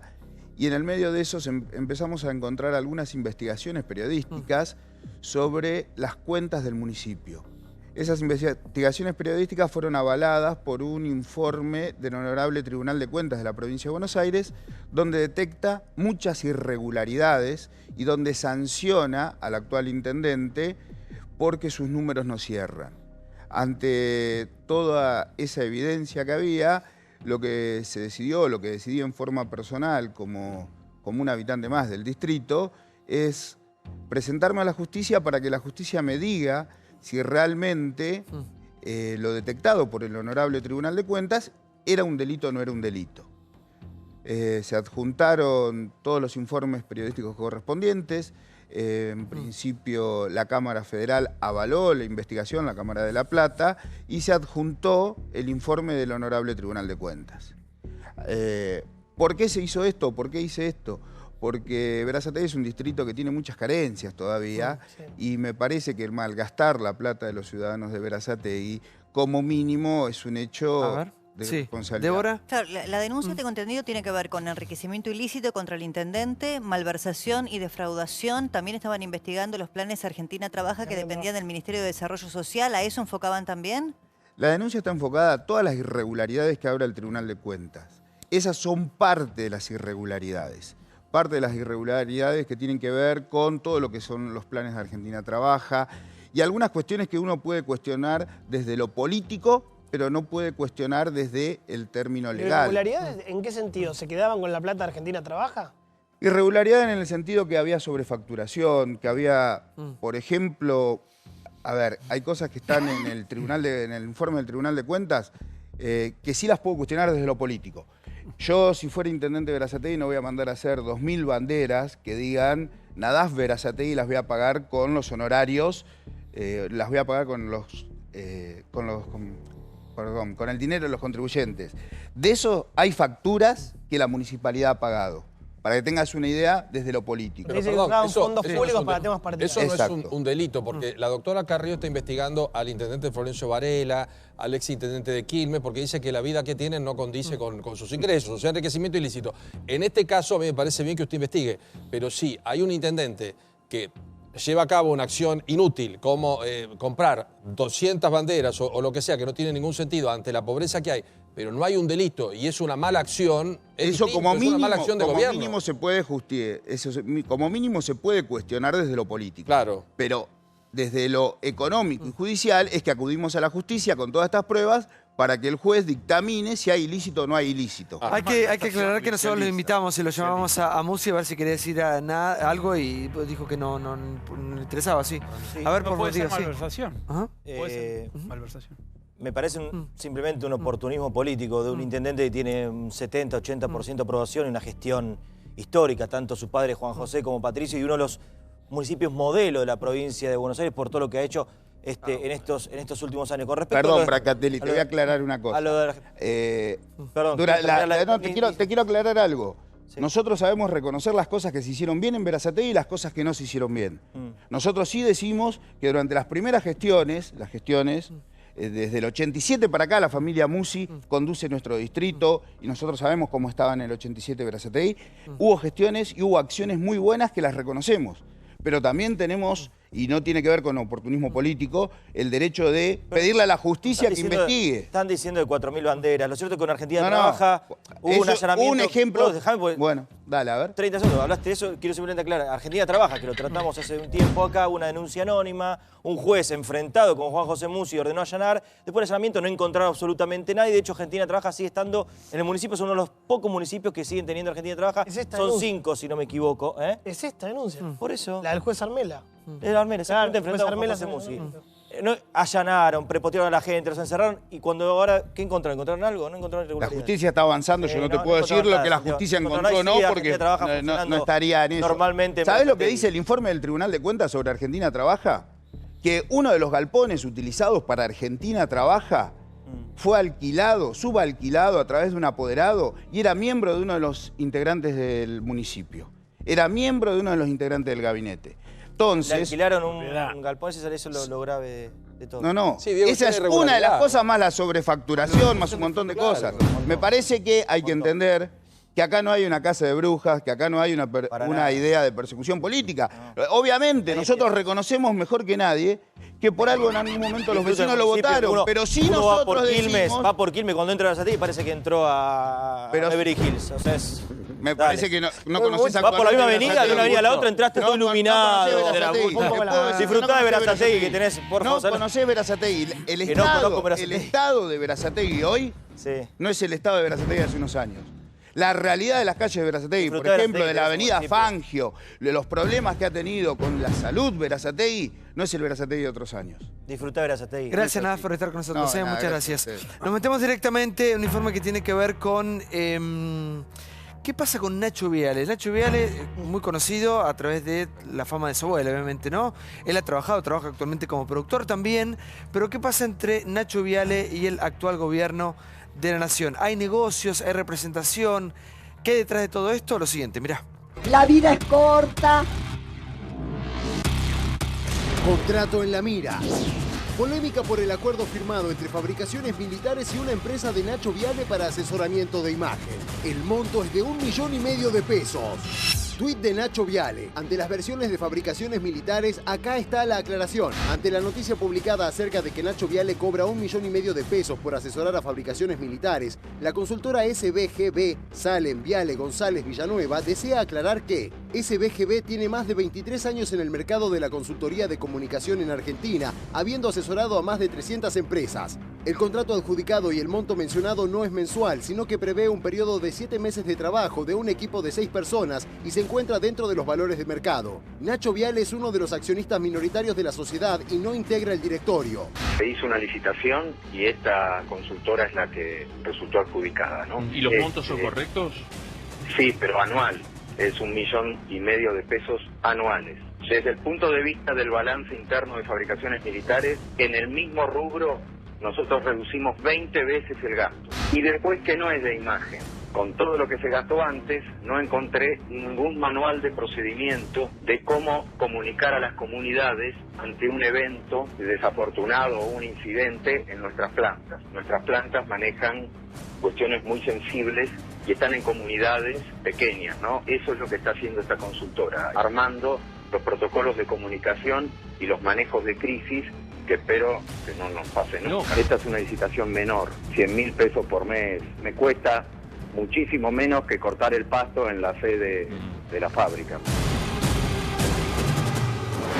Bueno, tema que explota ayer, señor, usted es quien arroja esta información, Luis Gasulla. Salió en el portal Periodismo y Punto, que yo lo dirijo. La misma periodista que con una investigación de fabricaciones militares durante el kirchnerismo, que es Alicia Panero, realiza una investigación que demuestra, confirma cómo funcionaban los trolls de la CAM por ahí en fabricaciones militares que hostigaban a periodistas. Se inicia una causa judicial y ahora, con un cambio de gobierno, esa misma periodista investiga los contratos que hace la nueva gestión. ¿Y qué se encuentra? Con un contrato por asesoramiento por 1,5 millones de la empresa de Nacho Viale. Ayer hablé con Nacho Viale. Bueno, sí, las diferencias eran por el título. Al nombrarme a mí, me pegan a mí. Lamentablemente, el contrato es con la empresa de Nacho. Él tiene un porcentaje menor en la empresa. El papá. Es el padre, el padre es el mayoritario, pero que es una consultora muy prestigiosa que hace muchísimos años que hace consultoría y asesoría. Pero ¿sabés lo que dicen en fabricaciones militares? Lo que dicen los empleados es: no se nos pagan el sueldo, tenemos 200 millones de problemas. Consultora. Y el director dice: el contrato con Nacho Viale nos sale más barato que cortar el pasto. O sea, no es una buena explicación en un momento en el que todo está bajo sospecha y todo está bajo la lupa. Lo de la licitación es cierto, porque también ese es un tema. Después vemos que es útil y que es inútil, que es necesario y que es innecesario, como recién hablamos de las banderas. Pero la licitación, como dice el interventor Novarecio, ¿se cumplió?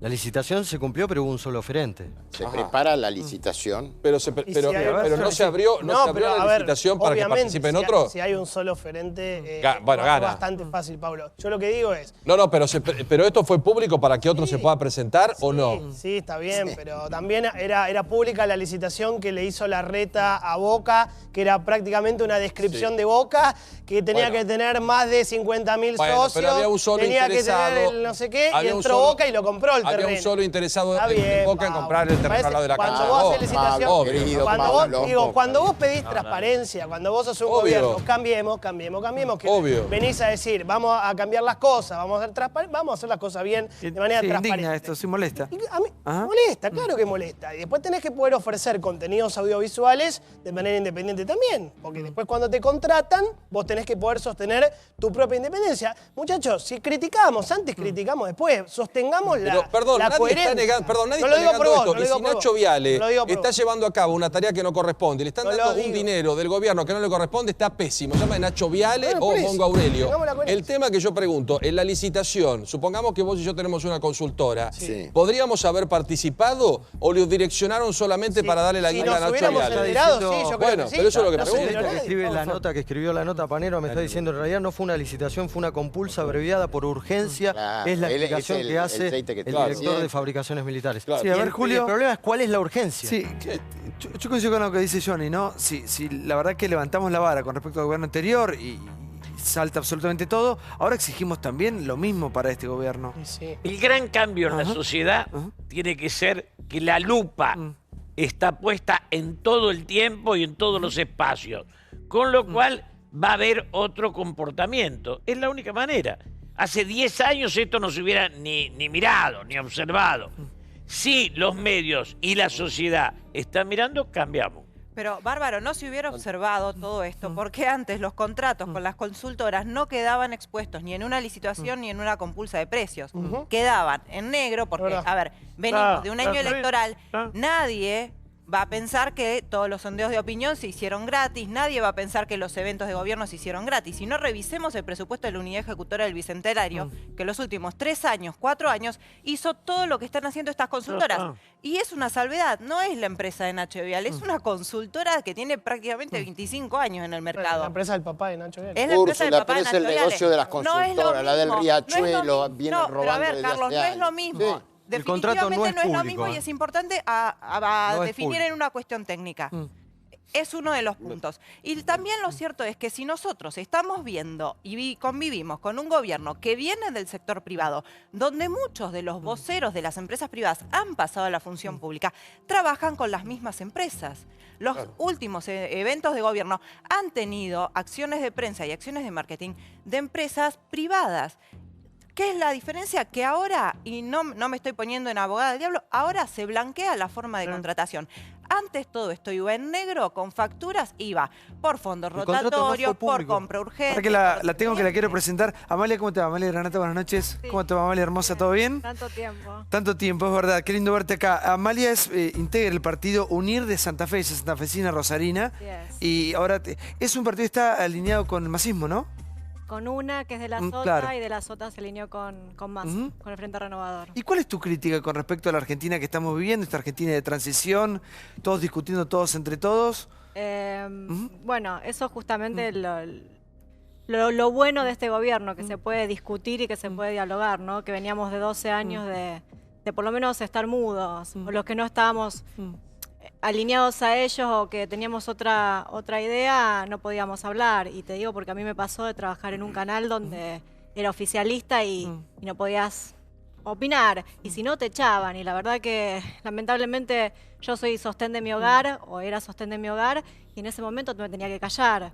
Entonces ahora lo bueno es esto, la libertad que tenemos de opinar y de decir lo que sentimos. Yo recuerdo un programa con Petty, creo que era acá, en este mismo estudio, donde vos tuviste un entredicho con Aníbal Fernández, muy, muy duro.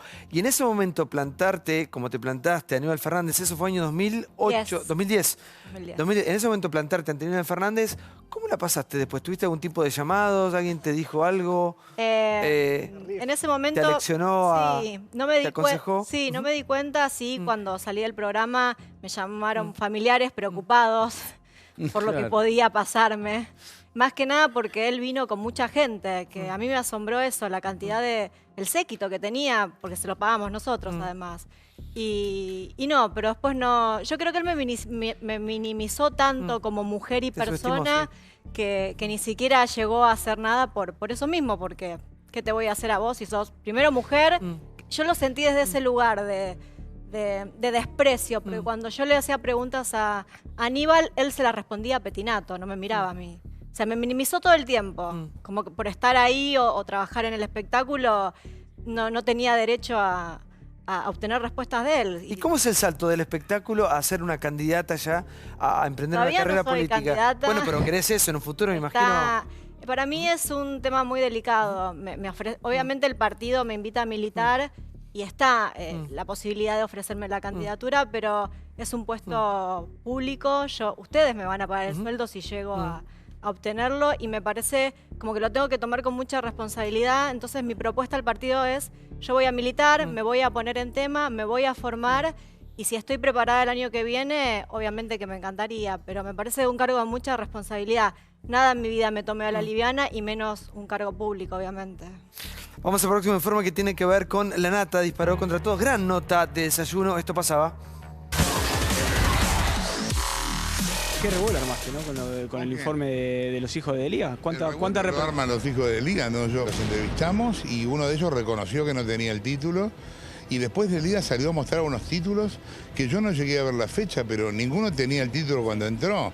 Y lo que nosotros contábamos es eso, que no tenían el título cuando entraron. O sea que no entiendo para qué lo sacó a relucir lo de los títulos, ¿no? Habló de carta documento. Bien que la mande, yo no tengo ningún problema. ¿Cómo crees que puede seguir esto, Jorge? Sinceramente no tengo idea, porque sabes que hay algo raro que está pasando, que es que tanto Aníbal Fernández como Cristina, ahora Delía, hablan todo el tiempo de hacerte juicios y después no lo siguen. y como la gente se olvida de todo, ¿viste? Se habla solo de dijo que le iba a hacer juicio y después no lo hacen. ¿Viste? Jorge, ayer Fariña dijo que, bueno, echó a su abogado porque jugaba para Lázaro Báez. ¿Qué reflexión te merece? Hay mucho abogado infiltrado en toda esta historia de la ruta del dinero. Hay tipos de la CIDE, ex-CIDE, de alguna de las CIDEs distintas, no de las del gobierno, pero de las otras, porque es una historia que viene muy cruzada y muy enchastrada. O sea, no me parece raro que Fariña haya descubierto eso, digamos. ¿Y esto a esta altura de la investigación, cómo puede repercutir? No sé si calificar a la investigación de investigación. A mí me parece muy raro que, viste, el mismo juez que durante años se pasó tratando de que Cristina no estuviera involucrada, ahora investigue de una manera honesta. Yo realmente creo que Casanelo no tiene que tener esa causa. Prefiero que se la deleguen a Marijuán y que Marijuán lleve adelante la investigación y que se transforme en una investigación real. Hasta ahora mucho de lo que hubo fue hacer un balance de los bienes de Báez, pero nadie se puso a investigar el delito precedente, cómo llegó a tener esos bienes. En el caso del futuro, probablemente las causas se unan y eso me parecería bien, o sea son causas que son conexas. Julio, ¿qué pasa con esto de esperamos y dependemos de una justicia y no queremos a los jueces al mismo tiempo? Yo veo que en alguna medida la justicia... No imagino que hubiera sido la justicia si ganaba Scioli. Y eso lo asumo y digo... Pero creo que el cambio de gobierno también nos ayuda a depurar cada una de las áreas. Entonces empezamos a ver una justicia que se va transformando un poco por oportunismo y un poco porque no la persiguen. Pero salimos de justicia legítima, que es salir del riesgo de lo peor. Entramos a un proceso en el cual yo veo una lenta mejoría, pero importante. Sí, por favor, toma. No, yo creo que el kirchnerismo, al perder el poder, pierde las dos manos con las que lo ejercía, la caja y el látigo. Entonces no encuentran cómo ubicarse en esta realidad manca, es decir, que no tienen los dos elementos para coaccionar a la sociedad. De manera que, por otro lado, yo comparto el criterio que señala la Nata en relación a Casanelo.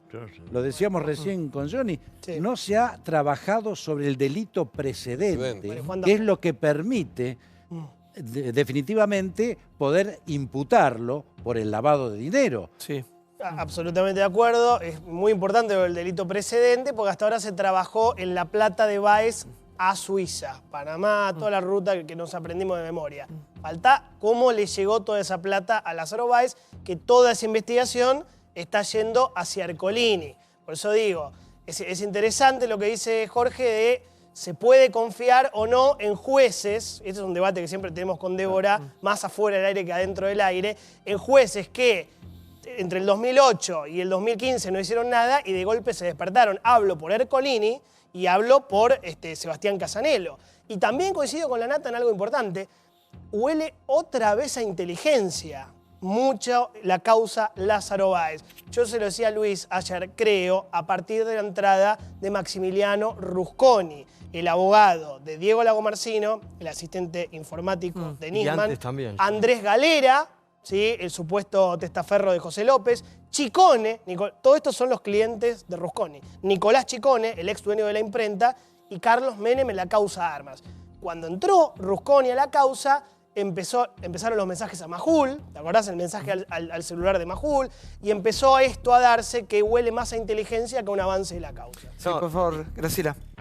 Perdón. Sí, estamos hablando de lo que es una justicia que no es justicia, ¿no? Estos mismos jueces que tienen que juzgar ahora en causas tan importantes que vienen desde hace tanto tiempo, causas que estaban dormidas eternamente, ¿no? En virtud de todo el entramado institucional. Sin embargo, en las mediciones, en las últimas mediciones, lo que vemos es que hay una especie de como reflote pequeño, pero sistemático, ¿no? Es como que la gente siente que en mucho tiempo la justicia empieza a actuar. Por supuesto que hay expectativas muchísimo mayores y todavía la imagen negativa, digamos, de la justicia es dominante. Pero sin embargo hay como cierta esperanza, ¿no? A ver, Amalia, vos que sos una laburante, una mujer que que se levanta todos los días, que sale a laburar, que lleva a su 6:30, hijita al colegio. todos los Claro. ¿Cuáles crees que son las preocupaciones de la gente que se levanta todos los días tan temprano a trabajar? ¿Qué es lo que le preocupa en este momento? Mira, yo además me acabo de poner un negocio y todos me decían, pero vos estás loca. Apostar en un momento, yo lo abrí en julio, plena recesión económica, de ponerte un negocio. A mí particularmente, como ciudadana común que quiere emprender y apostar al país, me pasó de que sea todo conflictivo, de ponerme un negocio sea un trámite que vos decís, pero ¿para qué apuesto? O sea, me quiero tirar atrás, quiero dejar esto porque es un... O sea, en vez de ayudarte a facilitar para apostar a emprender y a Son apostar todos a la economía, obstáculos. todos obstáculos. Me encontré con todos obstáculos. En un momento digo, bueno, ya está, yo no me lo pongo. Pero la verdad que era tantas las ganas que teníamos con mi socia que lo emprendimos igual. Y así un montón de cosas cotidianas. Yo te hablo de lo cotidiano, de lo común, de lo que vivo yo. No te puedo hablar de grandes Y empresas. en Rosario, porque vos sos rosarina, ¿qué pasa en Rosario? La verdad que Rosario se transformó desde hace un tiempo ya importante en tierra caliente Sí. con respecto a las cuestiones de ¿Qué no narcotráfico. pasa en Rosario? Sí. Bueno, Santa Fe particularmente, hoy el problema principal es la inseguridad y el narcotráfico. En Rosario yo he tenido un hecho de inseguridad en la casa de mi familia, que a mi hermana le ha pasado una bala por la cara para robarle. Pero el tema del narcotráfico es muy difícil, es muy complejo, porque está metida la política, la policía, y cuando está metido el poder es muy difícil, está Pero ¿en entongado. qué momento se dio eso? ¿En qué momento sentiste que la cosa había cambiado? En Rosario, y hace un par de años, se instaló ahí el tema del narcotráfico. Y la verdad que es muy difícil para la gente que está ahí. Hay una muerte por día, 13 muertes cada 100.000 habitantes en lo que es Santa Fe. A veces más de una muerte por día.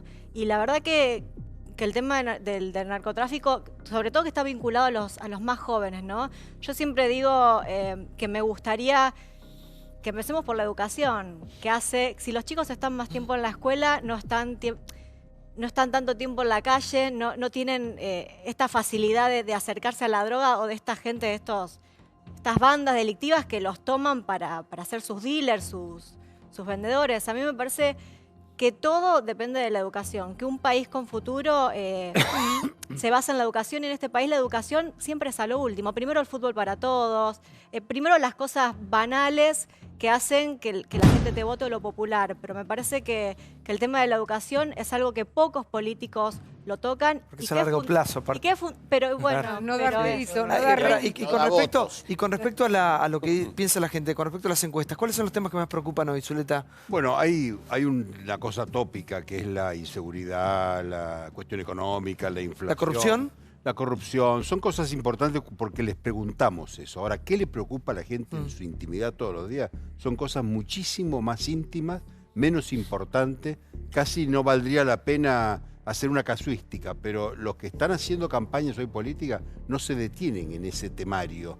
Ya arrancó la campaña, de hecho. Le interesa la familia, le interesan los hijos, le interesa el sexo, le interesan las mascotas, le interesan las cosas con las cuales la gente... Eso está gravitando en la política, no gravitaba. La vida cotidiana le llena un hogar de cosas y de problemas y de dramas ínfimos, pero que ahora gravitan en política. Vos sabés que acá tengo un minuto, porque acá tengo al gurú, que un día me dijo, sentado acá también, va a ganar Macri, y todo el mundo le dijo, estás loco, estás loco, estás loco. Falta un año, aprox. ¿Qué va a pasar en las legislativas? Yo creo que le A ver, tenemos gurú, que... sos como el pulpo de Paul, ¿se acuerdan del pulpo de Paul? Sí, a ver. Se nos murió. Solo voy a decir esto, le tenemos que bajar el nivel de ansiedad a esa elección. De esa elección no depende la democracia. Me parece que esto es importante.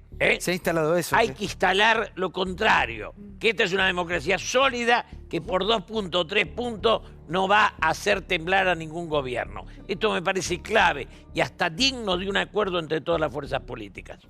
Me quería referir a dos cosas que dijo Amalia porque me parece importante. Primero, ella lo que contaba el miedo que le dio a su familia cuando salió a decir algo contra Aníbal Fernández. Estos son los grandes cambios de este gobierno. Hoy Se llevan hoy a Cambiemos, Amalia. a favor o Sí. en contra del gobierno. Se llevan a Cambiemos. Y nadie tiene miedo. Y segundo, con respecto a las dificultades para abrir una empresa, estamos por sancionar en el Congreso una ley de emprendedores que acaba de enviar el presidente Macri para poder abrir una empresa. Todo es un solo garrón. día. Pedir un permiso para algo Exactamente. termina siendo un garrón. ¿No tuviste que pagar coimas? No. No, porque has sido vos. No. Yo creo que en la Argentina hay cosas que ya son parte de la cultura. El otro día yo hacía una pregunta, ¿no? Que se lo quiero hacer a Julio. Le he preguntado a varios políticos. Durante muchos años un empresario, pero pongamos un empresario que tenía una pyme, quería hacer negocios con el sector público o privado y sabía que ya era parte el tema del arreglo y la coima, ya era un 15 o un 20% que tiene que calcular porque el propio sistema funciona así. Y si no se acata a las leyes del mercado, quedaba fuera del sistema. La pregunta de fondo es, ¿la Argentina como sociedad y los empresarios como elemento clave hubieran permitido que un Mujica fuera presidente? No. Me quedan mis dudas. Entonces, no. Es entre todos, sí. ¿Me gustó? Sí, Mariano, sí. Estuve en Nueva York esta semana, justamente, y se hablaba de inversiones en Wall Street, en un Francatelli se ríe. Sí. En Wall Street no había otro tema que las inversiones en Argentina. Además, pasaba si por favor. Periodismo, sí. Hubo un seminario que se llamaba Invirtiendo en la Argentina, que lo organizó el Financial Times, fueron unos 400 empresarios, y justamente decían que un poco lo que pasa en las pymes, lo que decía Amalia y lo que decían recién, también lo plantean los empresarios, ¿no? Sobre todo referido a los costos, es decir, la alta presión impositiva, los costos de las contribuciones patronales, los costos en las ART, el costo laboral que significa hoy abrir una empresa en la Argentina y invertir en la Argentina. Más allá de eso, se notó optimismo, se notó expectativa, pero la gran pregunta del millón que todos se preguntaban eran ¿cómo se pueden bajar los costos? Y si el gobierno va a tener espaldas políticas. No con los salarios. Hoy el costo laboral, sin el tema del salario, duplica el salario. Es decir, las contribuciones patronales, las leyes laborales, las ART y todo eso, genera un costo muy fuerte para las empresas y es el gran cuello de botella. ¿Llegan las inversiones? Y muchos se preguntaban... ¿Qué sacaste en la reunión? ¿Cuántos de ahí sabes que van a venir ahora? Están tratando, obviamente, de atraer inversiones y, bueno... Vos decías que no vengan. Vos decías que no vengan. Pero van a venir, Diego. Van a venir para cambiar el país. A ver, tenemos un economista, chicos, sí, a ver. Milei, por favor. Yo, digamos, en el tema de inversiones, desafortunadamente no puedo ser optimista. Es decir, Argentina, ahí Mariano lo mencionó muy bien. Hoy invertir en Argentina es imposible, o sea, hasta Superman se asusta de traer plata acá. ¿Por qué? Porque la presión fiscal hace que sea todo inviable. Los únicos proyectos que pueden funcionar acá en Argentina, por ejemplo, hubo una licitación de generadores eólicos, ¿sí? ¿Por qué, digamos, fue un éxito? Básicamente porque funcionan a viento, ¿sí? Entonces, casi no tiene costo, no tiene costo laboral, ¿sí? El costo de operación y mantenimiento es mínimo, entonces te queda un margen del 90%. Entonces podés pagar los impuestos, la fiesta, todo podés pagar y aún así funciona. Pero sacando algunos casos muy concretos de proyectos con estas características, el resto, a ver, dada la presencia nefasta del sector público en la economía que nos mata impuestos, es inviable. ¿Pero qué querés, eliminar el Estado? No quiero eliminar el Estado, pero quiero un Estado que sea mucho más chico. Porque la verdad que este Estado, ¿sabes qué? A mí no me sirve para nada. Porque supuestamente me da seguridad y el país es un baño de sangre. Me da educación, ¿sí? Y estoy séptimo en las pruebas PISA, pero en América Latina después de ser el primer país que eliminó el analfabetismo. Bueno. ¿Qué más me da el Estado? Hay que trabajar para mejorarlo, pero no lo puedes achicar. ¿Cómo que no lo puedo achicar? ¿Cómo que no lo puedo achicar? Pero ¿cómo que no lo puedo achicar? Digamos, ¿cómo me hablas del tamaño del Estado? Me estás hablando de libertades individuales. El 40% de los recursos públicos del presupuesto de el Estado es mala palabra. Seguridad social. 40% de los recursos públicos se dan en seguridad social. Sí, y también, digamos, la rosca política. A ver, digamos, ¿cuál es la partida que más aumentó ahora en el presupuesto nuevo? Tenemos que tener un Estado presente. En el Ministerio de la Rosca. Necesitamos, vamos, la gente necesita un Estado presente. Con la política, que es un choreo total. La gente necesita un Estado los únicos que progresan en Argentina. No, nosotros no estamos choreando, no sé qué, pero nosotros no choreamos. Los únicos que progresan. Nosotros no choreamos. El otro gobierno podrá sido, nosotros no. A ver, si tenía, si supuestamente había 20%. No pongas a todos en la misma bolsa. No los pongo en toda la misma bolsa. Pero la verdad que cuando el sector público se mete adentro de la economía, por ejemplo, en la primera parte, digamos, Mariano hizo una descripción fenomenal. Es una fuente de corrupción. Milei. A ver, sí, tranquilo. ¿Por qué es una fuente de corrupción? No quiero corte, sí. No, está bien. Porque un empresario ¿sí? Frente a un Estado tan grande, en lugar de tratar de seducir al consumidor, ¿sí? Y para hacer un proyecto exitoso, les resulta más fácil hacerlo con el Estado, ¿sí? Es más, el tipo que se quedó afuera del tongo tiene que sobornar para que no lo revienten. Y de tercero, ¿sí? Como si esto fuera poco, siempre que es un punto solo, no son tres. Sí, aparece sí, a ver. el Estado, ¿sí? El agente del Estado, que dice, yo puedo quebrarte, entonces vas a hacer lo que yo digo. En definitiva, lo que dijo Kicillof también, ¿sí? Por En ende, instantes cerramos, la tengo a Amalia Granata en vivo, que está junto a la gente del Partido UNIR de Santa Fe. Y quiero la crítica de Amalia del casamiento que se viene mañana. Chicos, se casa Urtubey en Salta, muchísimos políticos van a estar ahí. Está bien, está mal, ostentación, no ostentación. ¿Qué dije? Urtubey, sí, Urtubey. Esa es muy bonita.